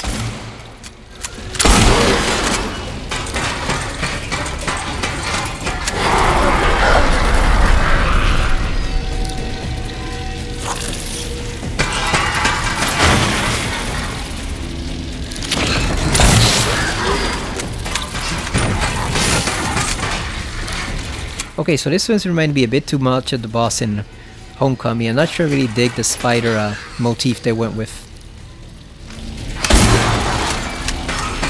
Yeah, I don't know, it's just kind of weird seeing her like that as a mechanical spider. I think what I would have preferred is she had like a second flying phase, or I thought maybe like she would just I knew she was gonna turn into a spider at one point, but I thought maybe she would maybe she would fight you on the upper platform. You would have to dodge her.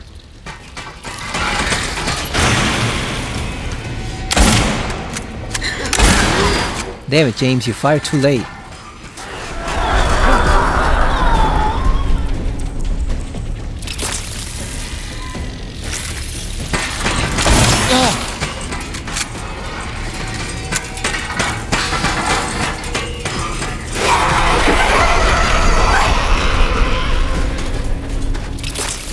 Where is she?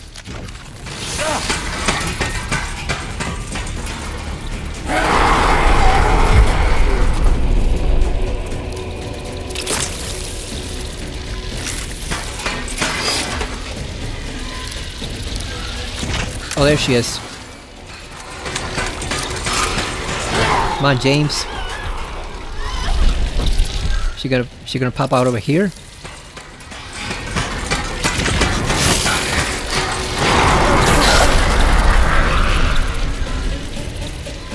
It's too difficult to keep track of her.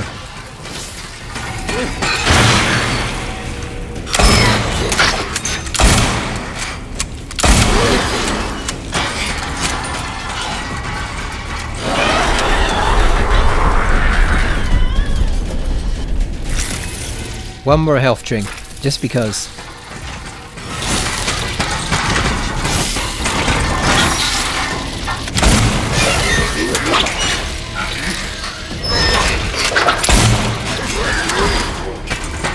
Let's use the shotgun, because we're running low on rifle ammo.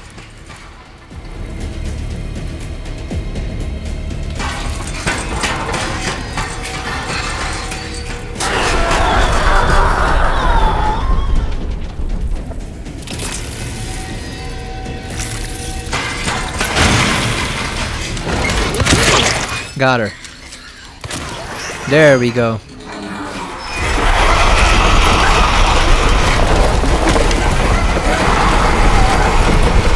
God damn. Look at all the destruction. Oh, she's still not finished. Shit. Okay, now we're fighting her on the platform.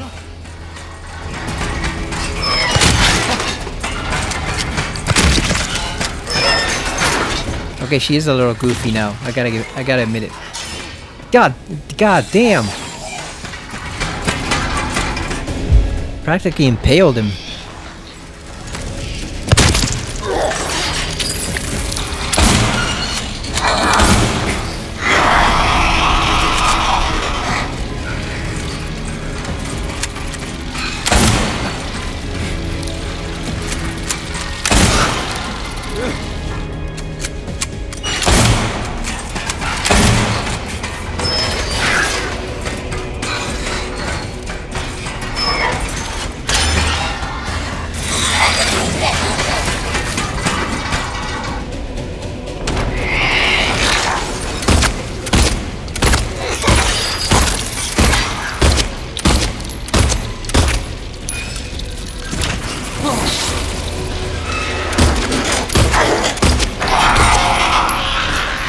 I guess she's supposed to be like a mechanical Black Widow, basically.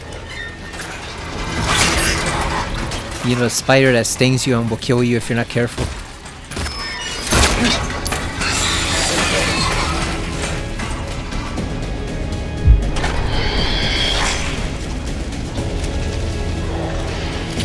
God damn, that's a lot of ammo we've used up.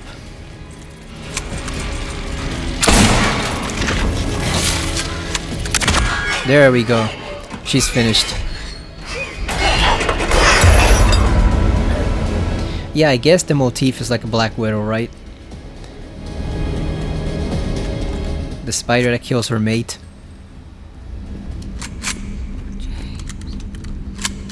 Yeah, I still don't like the aesthetic to it. It reminds me too much of a Homecoming, but I get what they were going for. Also, look at the way the metallic pieces are moving like they're alive themselves. Alright, let's finish it, James. This has gone far enough. Let's just finish it right now. Wonder if you take too long if she kills you. That would be pretty messed up.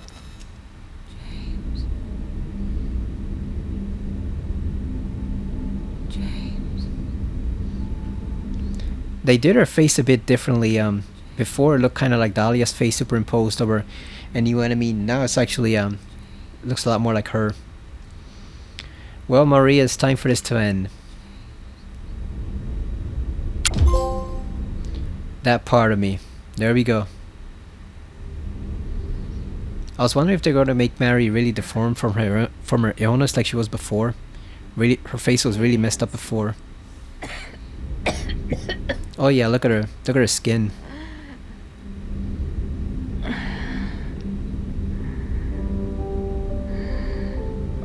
Oh, they went for it. Don't be. I told you. I wanted the pain to end. Yeah. You did.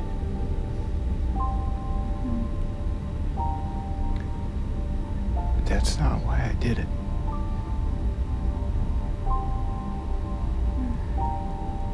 The truth is, I hated you. I wanted you out of the way. I wanted my life back.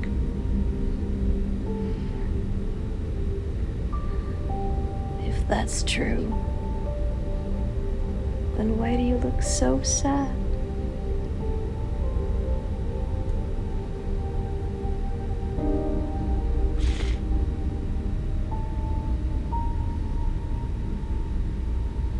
Mary. It's okay, James. Here.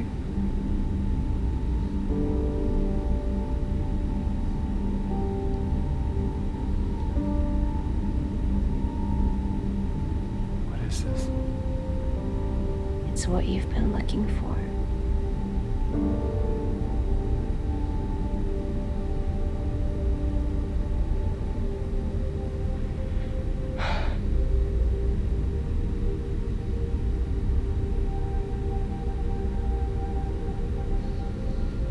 Look at his face. The detail on his face.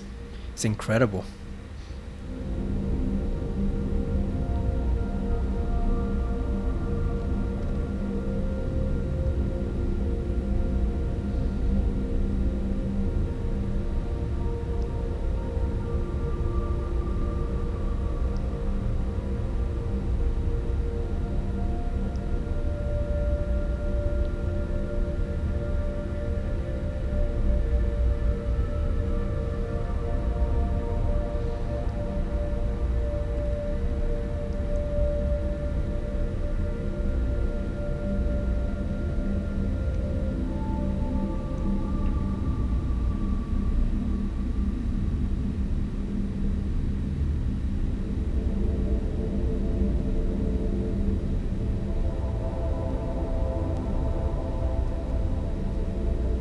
In my restless dreams, I see that town. Silent Hill. You promised you'd take me there again someday. But you never did. Well, I'm alone there now. In our special place. Waiting for you to come and see me. But you never do. So, I wait, wrapped in my cocoon of pain and loneliness. I know I've done a terrible thing to you. I wish I could change that, but I can't. I feel so pathetic and ugly laying here. Every day I stare up at the cracks in the ceiling, and all I can think about is how unfair it is. The doctor came today. Told me I could go home for a short stay. It's not that I'm getting better. It's just that this could be my last chance. Even so, I'm glad to be coming home. I missed you so much. But I'm afraid, James. I'm afraid you don't really want me to come home. Every time you come to see me, I can tell how hard it is on you. I don't know if you hate me or pity me. Maybe I just disgust you. I'm so sorry. When I first learned I was gonna die, I couldn't accept it. I was so angry. I struck out at everyone I loved. Especially you. That's why I understand if you hate me. But I want you to know, I will always love you. Even though our life together had to end like this, I still wouldn't trade it for the world.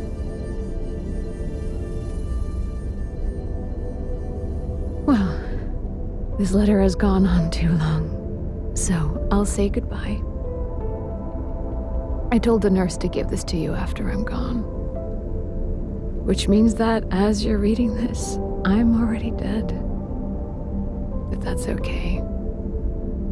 I'm not afraid of it anymore. I just hope the pain will end soon, so that you remember me for who I was, and not what the disease made me. I want you to go on. I want you to live. For yourself, and for others. Like you did for me. James, you made me happy.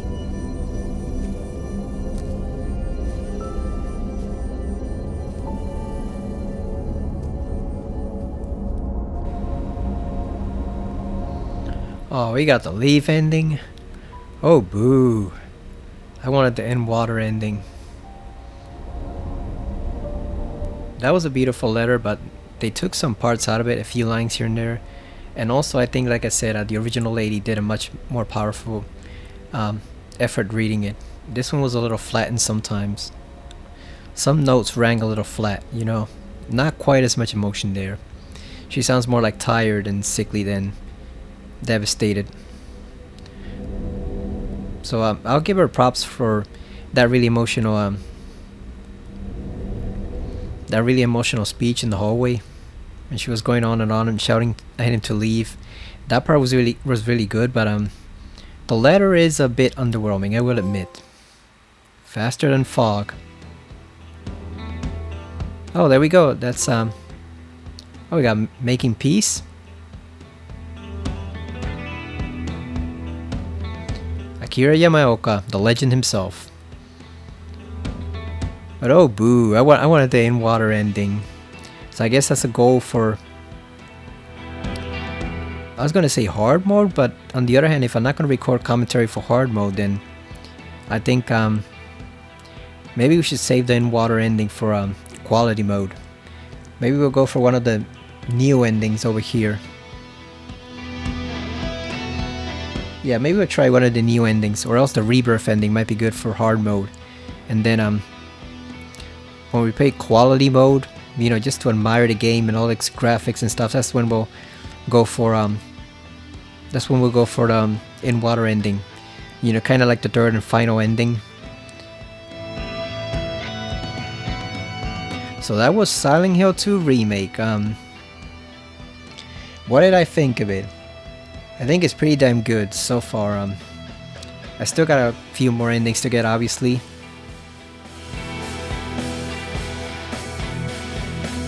Gotta see all the other stuff, including the joke endings. But those we just get on the same save file. We don't really bother to do separate playthroughs for those two joke endings, the dog ending and the UFO ending. So what we really want is in water, and just to see at least one of the unique endings for the new one.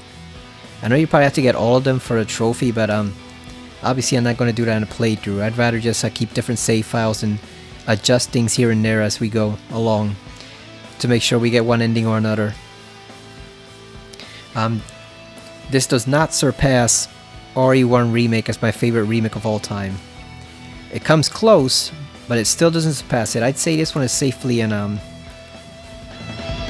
I'd probably have to rank it number 3, I think. I was gonna rank it tied with RE2 Remake, but RE2 Remake is one of my favorite games of all time. You know, it has become one of my all-time favorite games, and I've literally played that game for like more than 300 hours over the course of the past 5 years or so. So, and it is really difficult to live up to that. This came close, but I think ultimately it did not dethrone it. Simply for a few reasons. One, It is a little long in sections.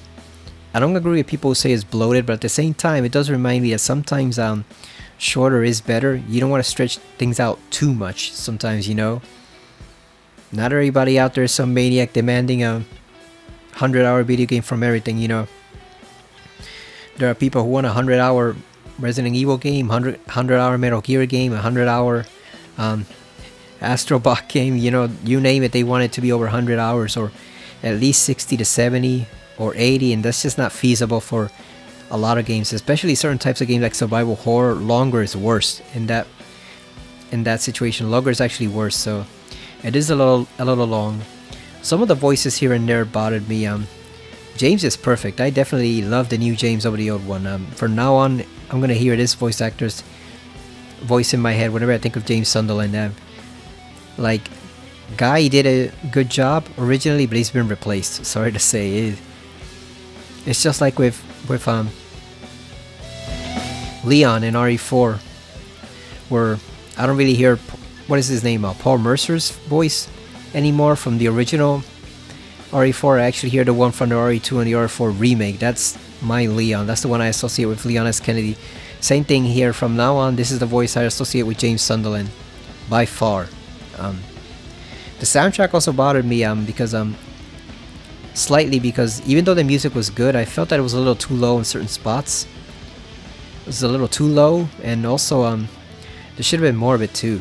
Like, I really wish this game had an option to do the classic soundtrack. That's one thing that RE2 remake has over it that puts it over the top. Oh, look at that, in memory of Marius Z, or Mariusz. That's sad. So someone did die during the production of this.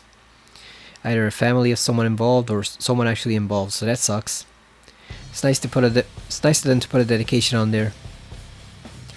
I like this theme too. The remix of the old ending theme. There's like 4 or 5 different ending themes. I definitely like the remix of it. Like I said, the sound and ambience are good. I just wish there was a little more of it and it was louder. Graphically, the game looks gorgeous by far. One of the best games I've seen. Obviously, as I explained earlier at the very beginning of the video, it is not the best looking game on the PS5. There are others that surpass it. God of War, Hellblade, I think is it on PS5? Is that just on Xbox? I'm not really sure. But that, Stellar Blade, which I say I will get during Black Friday and play. Final Fantasy VII Rebirth. People say it is vastly improved with the Pro console, with the PS5 Pro. So it's not the best looking game. It's definitely one of the best looking games around. Yeah, the hotel was good, definitely. The labyrinth felt a little long. I think they stretched the labyrinth out a tiny bit too much, and maybe the prison a tiny bit too much. They could have trimmed a couple sections here and there and made the game flow a lot better. It's still in the top 3 remakes for sure. I think it's RE1 remake, RE2 remake, and then this. This is right there with RE2 remake. It almost comes close to surpassing it, but not quite. There's still a few little touches here and there that I think could have been improved. But overall, this is by far the best Silent Hill game we've gotten in pretty much, what, like 10 years? More than that? 12 years? I don't even know how long it's been. Yeah, 12 years, right? Because I think that godforsaken Book of Memories game was in 2012, right? So I think it's been 12 years. So yeah, 12 whole years without a full-fledged Silent Hill game. And we've gotten a great one right here. Yeah, Luke Roberts, that's his name, Luke Roberts. So yeah, from now on, Luke Roberts is my James Sunderland. And the radio voice, Danny Karan. Now that guy sucked. I would admit, that guy sucked. He has nothing on the original one. The original game, oh, look at that, the nurse and the lying figure had voice actors for them. That's kind of funny. They had voice actors for the nurse and the patient demons, the straitjackets. None of the other monsters do, but they do. I would have thought the mannequins would have a voice actor, since they laugh at you whenever they attack you. Or I would have thought they would be credited as a voice actor. Apparently not. So yeah, Luke Roberts is my James Sunderland. I have to admit, Guy, as much as I respect what you did in the original, you've been replaced. And I don't even want to talk about Troy Baker and Silent Hill HD Collection. I've heard a tiny bit of that. I do not wish to hear it again. Troy is a man of many talents. He can do many things. He can do the Joker. He can do Kanji. He can do a whole bunch of stuff. He can even do Indiana Jones. Like, he does a mean Harrison Ford impersonation for the new game. He cannot do James Sunderland. I'm sorry, he just can't. At least back then. Maybe now by this time he's developed the ability for it. You know, after voicing Joe in The Last of Us and a whole bunch of other roles. Like, maybe he could do it at this point, but not back then. Back then he sucked as James. It was just not good. Not good at all. Like, as bad as Mary Elizabeth McGlynn was as Mary and Maria in the HD collection, I think James was actually probably a bit worse in some respects. So yeah, this was definitely a far improvement on that. This was a big improvement on that. Oh, look at that. There's the remakes to Promise Reprise. I remember people mentioning that, and I wonder what it was going to sound like. I wonder at what point in the game we were going to hear it. It actually sounds pretty decent. That's what I said. I wish there was more music, and I wish that it was louder, because these tracks actually sound pretty damn good. The remix tracks, it's just it's kind of muted compared to the original. Like I said, RE2 remakes suffer from the same problem, but there you have the solution that you can easily turn on the original soundtrack and that'll fix it for you. Whereas here, you don't have the option for that.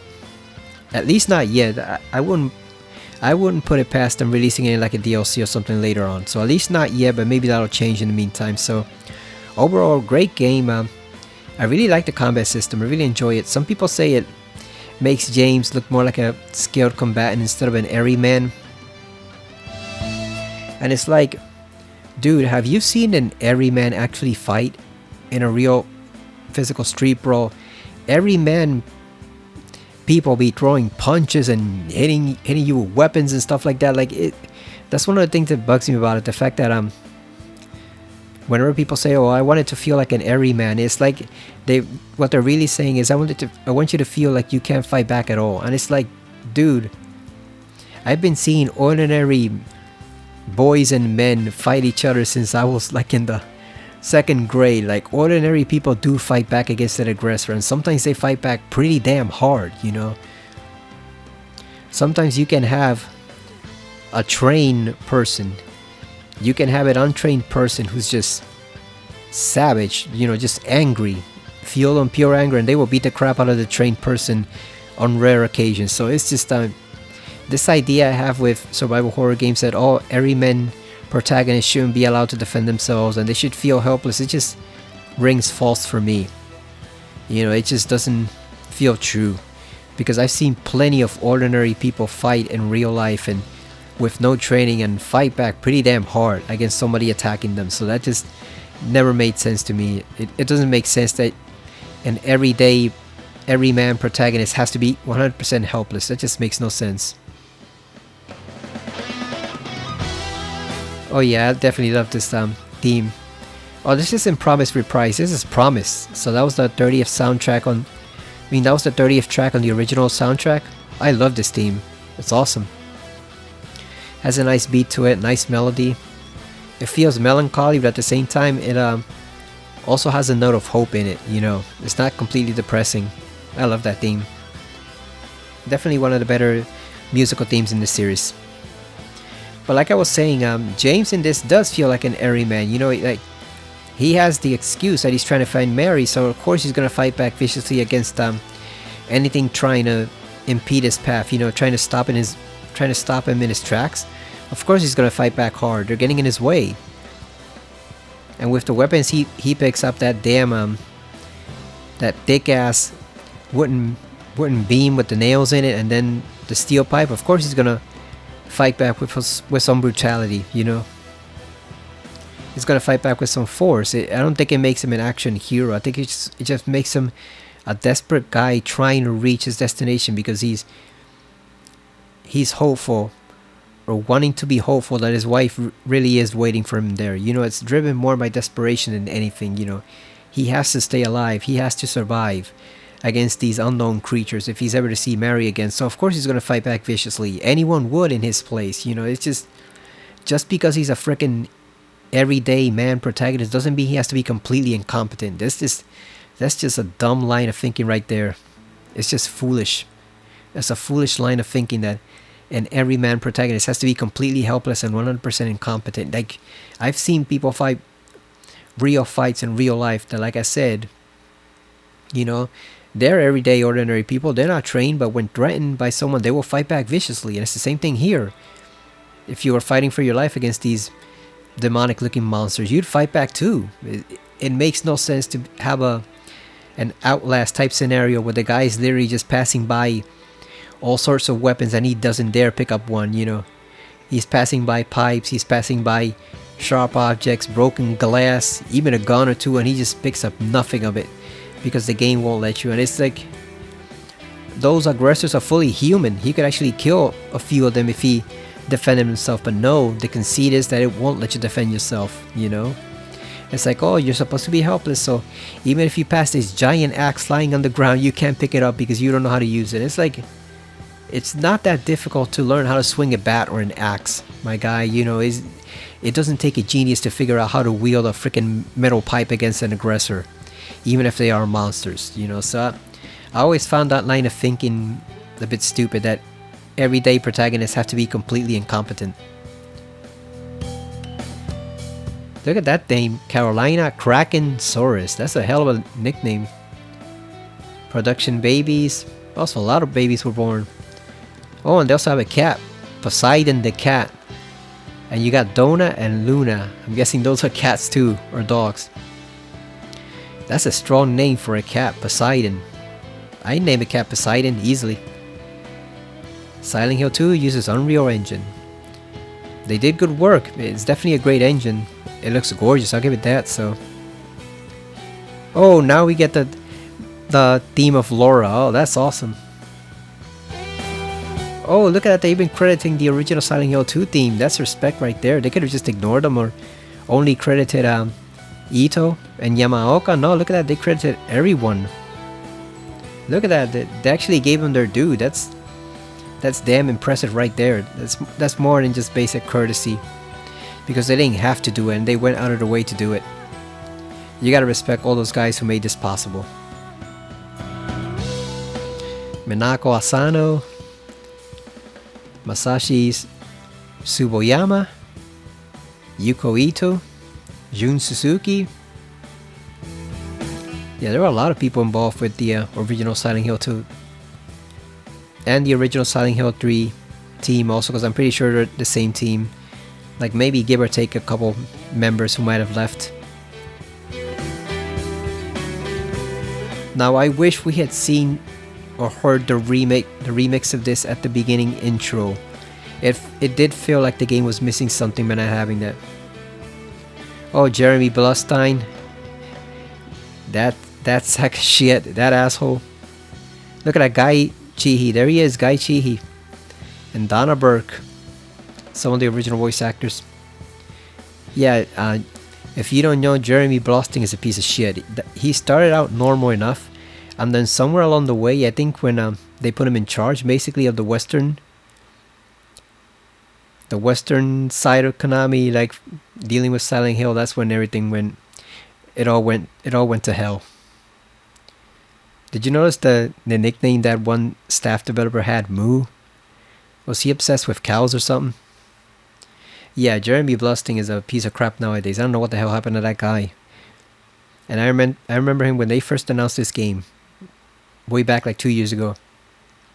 He came out with an interview or an article. No, I think it was an article that interviewed him, and he said he always hated Silent Hill 3 because it doesn't reflect the psychological trauma, which is the heart of Silent Hill. You know, everybody's deepest fears coming to life, and there's too much cult stuff, there's too much religious stuff, and it's like, dude, that's half the series, you freaking moron. So you're saying that Silent Hill 2, because it was so well received a couple years later, because remember, at first reviews were mixed, because it was so well received a couple years later that basically none of the other entries in this series matter.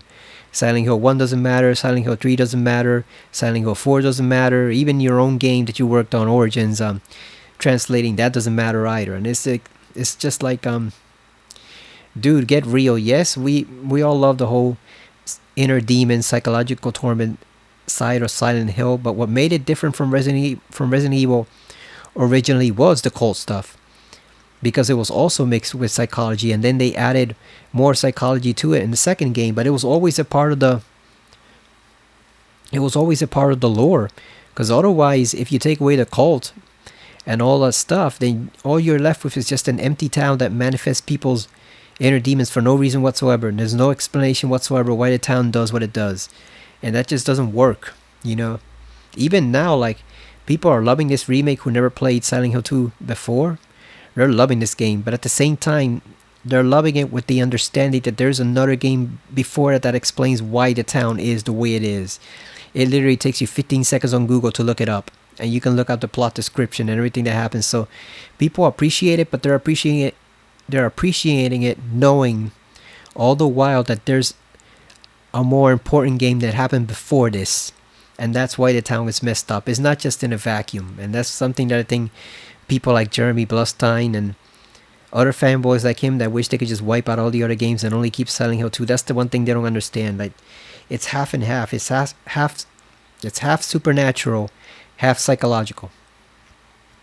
Just like the recent Alone in the Dark game, that wasn't well done compared to this, but again, it's half supernatural. There's an actual demonic entity there, and then it's also half psychological, as you're literally going into Jeremy Hartwood's memories and his mind, and looking at this different places he imagined or visited. So it's like it is literally half and half supernatural, half psychological. And honestly, that's probably how the best stories work. And it's the same thing for Silent Hill 3. Yeah, Heather has the cult pursuing her, and she has to stand up to Claudia and get revenge on her and all that stuff. But at the same time, the monsters that are being manifested are from her psychological fears and from stuff she's been through and stuff reflecting her childhood and stuff like that. So again, it's half and half psychological, half supernatural. The same thing for Silent Hill 4. Silent Hill 4 even is actually more than that, because more than half of the stuff in that game is just from Walter's psychology. It's just that he also has an actual demonic power fueling him, making him powerful and allowing him to manifest all that stuff. But there's still a pretty heavy psychological element in it. It doesn't exist in a vacuum. So that's my little rant there on Jeremy Blaustein and fanboys like him. They can all go to hell. Those Silent Hill 2 fanboys that are obsessed with nothing but this one game, they can go to hell. I'm glad they weren't involved in this. I'm glad he wasn't involved in this. They kicked his ass out, which I'm glad for that. But still, like I said, the first game and the third game and the fourth game are important to the series, whether you admit it or not. But as a starting point for relaunching the series, basically, maybe now we can get remakes of those games. We can get we're already getting 2 new games soon, probably by next year. So this definitely serves as a good jumping spot. It's a good jumping off point for fans new to the series. People who are new and never played these games, this is definitely one that they can play and enjoy it and grasp at least some of the aspects of Silent Hill. I definitely recommend this game to anyone who doesn't play the original games, hasn't played them, but is interested. Definitely seek out and play this game. Especially since I heard it's already been reduced. It's at $54.99 now, because everybody's gearing up to do the Black Friday sale. So it's $54 now, and it'll probably go down to like $45 or $50 by the time Black Friday rolls around. So this game is definitely worth the $70. But if that's a bit too expensive for you because you're tight on money, or you just want to have more money left over to buy some other games alongside it, I definitely recommend picking this up at $50 or $55 on Black Friday or anytime before that. It is well worth your time and money. You will get a lot of enjoyment out of it if you are an old school survival horror fan, definitely. Or even if you just like story-based horror games in general. This is very heavily story-based. Obviously, the story is the most important part of the game, and it definitely lives up to the hype. So good job, Bloober team. You prove all the haters wrong, and you actually put out a pretty great game. What would I rank it? Out of 10? I'll give it an 8.5. I'll give it an 8.5. Maybe a 9. Somewhere along that range. I think I gotta play more of it and see the different endings, and go through the full game on hard mode, to see just how much it challenges me, how much of a fight those monsters put up compared to normal mode. Gotta get more of the trophies and stuff like that. So this is not a permanent judgment on it. I'm still deciding, but so far it's easily like an 8.5 to 9 out of 10. Like I said, I think 7's too low. 7. So, damn, my voice is starting to go. I've seen some people on Reddit give it 7 or 7.5. I think that's way too low. Like the original Silent Hill 4 was 7.5 back when it released, so that's a bit too low. This is definitely 8.5 to 9 for sure. The reason I don't rank it higher is because there are a few little flaws that I think do detract from the experience somewhat. Overall, they're not major, they're pretty minor flaws, but again, it's not quite as perfect as it could have been. And it's stuff that for all I know may very well be fixed in future DLC or downloadable difficulty or something. I don't know, some extra content they put on us to buy or download. They can fix some of the flaws, like maybe give us a classic soundtrack, you know, maybe give us an even more difficult mode, you know, to challenge us even further, like Silent Hill 3 did, where it had like 9 different difficulties and like 6 of them were hidden. Maybe they can do something like that. I'm sure they'll give us more DLC for it too, so we gotta wait and see, because I've read that Born from a Wish is not in this game. So that's obviously something they're probably gonna put out at some point. I know Bloober Team is busy working on their new game Chronos, but that was a separate team and they already had them working on that game, so I'm pretty sure they will give us Born from a Wish as a DLC eventually. The way Persona 3 Reload also gave us The Answer as a DLC. I'm pretty sure they'll do the same exact thing, so I look forward to playing that if and when it manifests. And hopefully they expand it a little, because the original was around maybe like 2 hours long, 3 hours long, but it's a bit short on story. Whereas they could definitely do a lot more with Maria here and with Ernest than they did before in the original. They've already got the good basis for a great DLC. They just have to expand it a bit. That's actually one area where I actually would be happy to see them expand it, because I always thought the original DLC was light on story. You know, it was more like a little side adventure with Maria, showing where she came from and what her motivations were, but at the same time it could have used a bit more story from her and from Ernest. So I think you can expand it a bit without compromising the integrity of it. So, you know, do something like Resident Evil 4 Remake did with Separate Ways, where they took what was originally more like a, not a mini game, but definitely almost like a palette swap, basically, with her and Leon and a lot of the same similar events, and they actually shaped it into something completely new. They could definitely do that for Born from a Wish. Okay, final rankings for the results. We completed it on standard. We got the leave ending, which I hate. I hate the leave ending, but we're gonna have to save in water for either the second playthrough or probably the quality one, because like I said, I do want to say a few things about the in water ending. And if we're only doing playthrough only for hard mode, if we're only doing gameplay only, no commentary, that's not going to be possible for that one. I definitely have more than a few words to say about the in water ending, which is my favorite for various reasons. So I'll probably do that on quality mode when we check out the town in its full HD ray tracing glory. I'll save that ending for the third playthrough. Maybe we can actually get one of the new endings, like I said, for the second one, or the rebirth ending, one of those two. It's 1 out of 8. We know 2 are jokes. The UFO and the dog ending, those are joke endings, so those don't really count for me. So we still got 5 more endings, actual endings to get. So like I said, I think I'll go for one of the new endings in the second playthrough and see how that shapes out. Total playing times 0 hours 44 minutes 36 seconds. We know for a fact that is dead wrong. I don't know where the hell they got that from, because we're easily into over 26 hours in the game. I don't know where the hell they got that from. 44 minutes.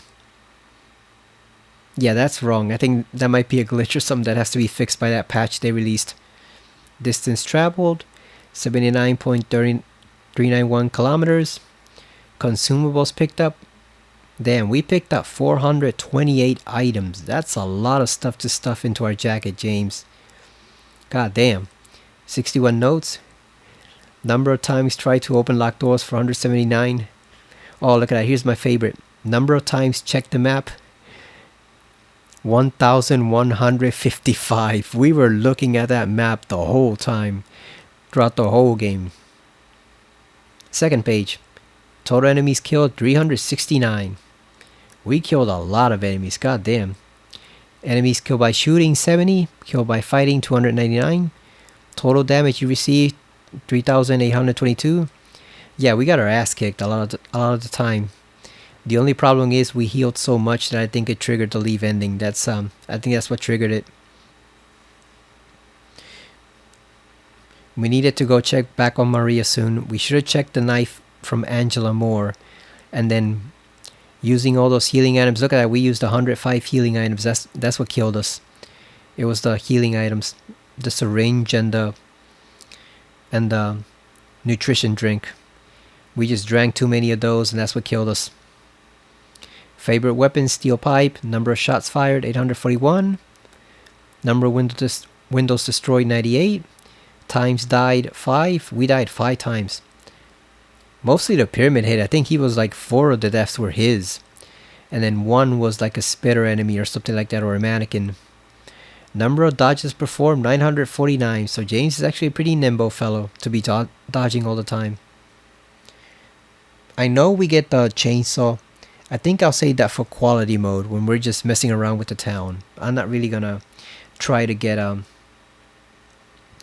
use that on hard mode, because that is cheating. That thing is overpowered as hell from what I've seen. So the whole point of playing on hard is to get a pretty decent challenge. So I'm not gonna do that, because that pretty much negates the whole purpose of it. So I'll save that for the quality mode playthrough after we update this game, which I should probably get to soon, so that I don't forget to update it next time. You have gained New Game Plus, where you can play with access to additional weapons, items, graphic modes, and endings. I'm really curious about the graphic modes. And the endings, I'm guessing those are the dog and the UFO ones, because I imagine all the regular endings can be obtained pretty normally on your first playthrough, minus the rebirth ending. Oh, and we got a brand new start screen. That's nice. Okay, so let's check out real quick. Let's just check out the New Game Plus. Let's see. New Game Plus. Oh yeah, we got a lot more graphic options now. Let's see. Okay, we got default. That's what we played with. We played with that one. We got 90s. Pixelate 256. That looks hideous. That looks like probably how the Clock Tower game is gonna look now that it's released. That's what exactly it looks like some type of a Super NES game. Black and white might be interesting. I'm not a big fan, but I will admit it did wonders for The Mist. The film, that film is actually superior in black and white. I didn't want to believe it at first back when that film came out way many years ago. But then I actually watched the black and white, and as much as I love the fog in that film and the blue tone to it, the black and white version is actually superior, so I gotta give it to them. I've also used black and white for Resident Evil 2 Remake and The Evil Within, so that might be promising. Just go through the game once in a black and white setting. Black and white versus red. So I'm guessing this will just keep everything black and white except for the save points, and probably Pyramid Head's helmet is the only thing I can imagine staying red. VHS? Maybe. Oh, old CRT. That we might definitely want to check that one out for sure. Outline and posterized? No, I don't like that cell shaded look. I don't like that at all. Not one bit. Green LUT. This one might be interesting, just as seeing the town in like a kind of like a poison state. I might want to try this one out. Maybe. Oh hell no. Red Dithering? Hell no. This is unplayable. This will make the game highly unplayable. You do not want to use that shit. So let's see. I don't know yet what we'll try for for the hard playthrough. Probably just stick to the normal one, just because I want to see the actual graphics. You know, I want to see how good they look in quality mode. Actually, that's the playthrough after the hard mode, so I don't know, maybe we'll try out a couple filters on hard just to see how they just to see how they look and whether we like them or not. And then for quality mode, that's when I'll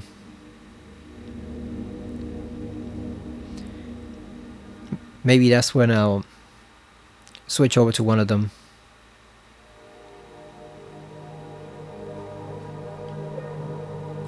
Yeah, the VHS one looks interesting, the old CRT. I don't like the cel-shaded one. This green one might be interesting, and it doesn't interfere with the graphics too much, so. Or like I said, maybe I just try a bunch of them out on hard mode and then save quality mode to admire the town and the graphics. Because that's going to be running slow as hell, so we might as well have the town look pretty gorgeous while we're running around in slow motion.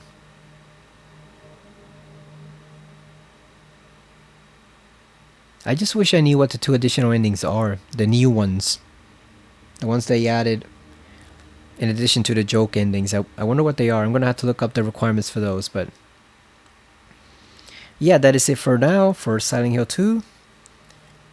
I wish I could start hard mode right away and start recording some of that difficulty, but I think I have to upload some of these videos first before my hard drive runs out of space. So that is it for the game for now. I'm probably going to play Astrobot tomorrow, get back to that. So overall, great game, great story, great voice acting, a few minor flaws here and there, but not enough to detract too much from the main product. So overall, good job, Blu-ray team, a job well done. So like I said, if this game goes on sale during Black Friday, definitely pick it up. It is well worth your time and money. So yeah, thank you for watching. I hope you enjoyed at least parts of the playthrough. I tried my best to give as much info as I had on the previous original games and just make interesting observations here and there and tell a couple stories. So hopefully you enjoyed at least some of the playthrough, and yeah, I look forward to doing it again 2 more times.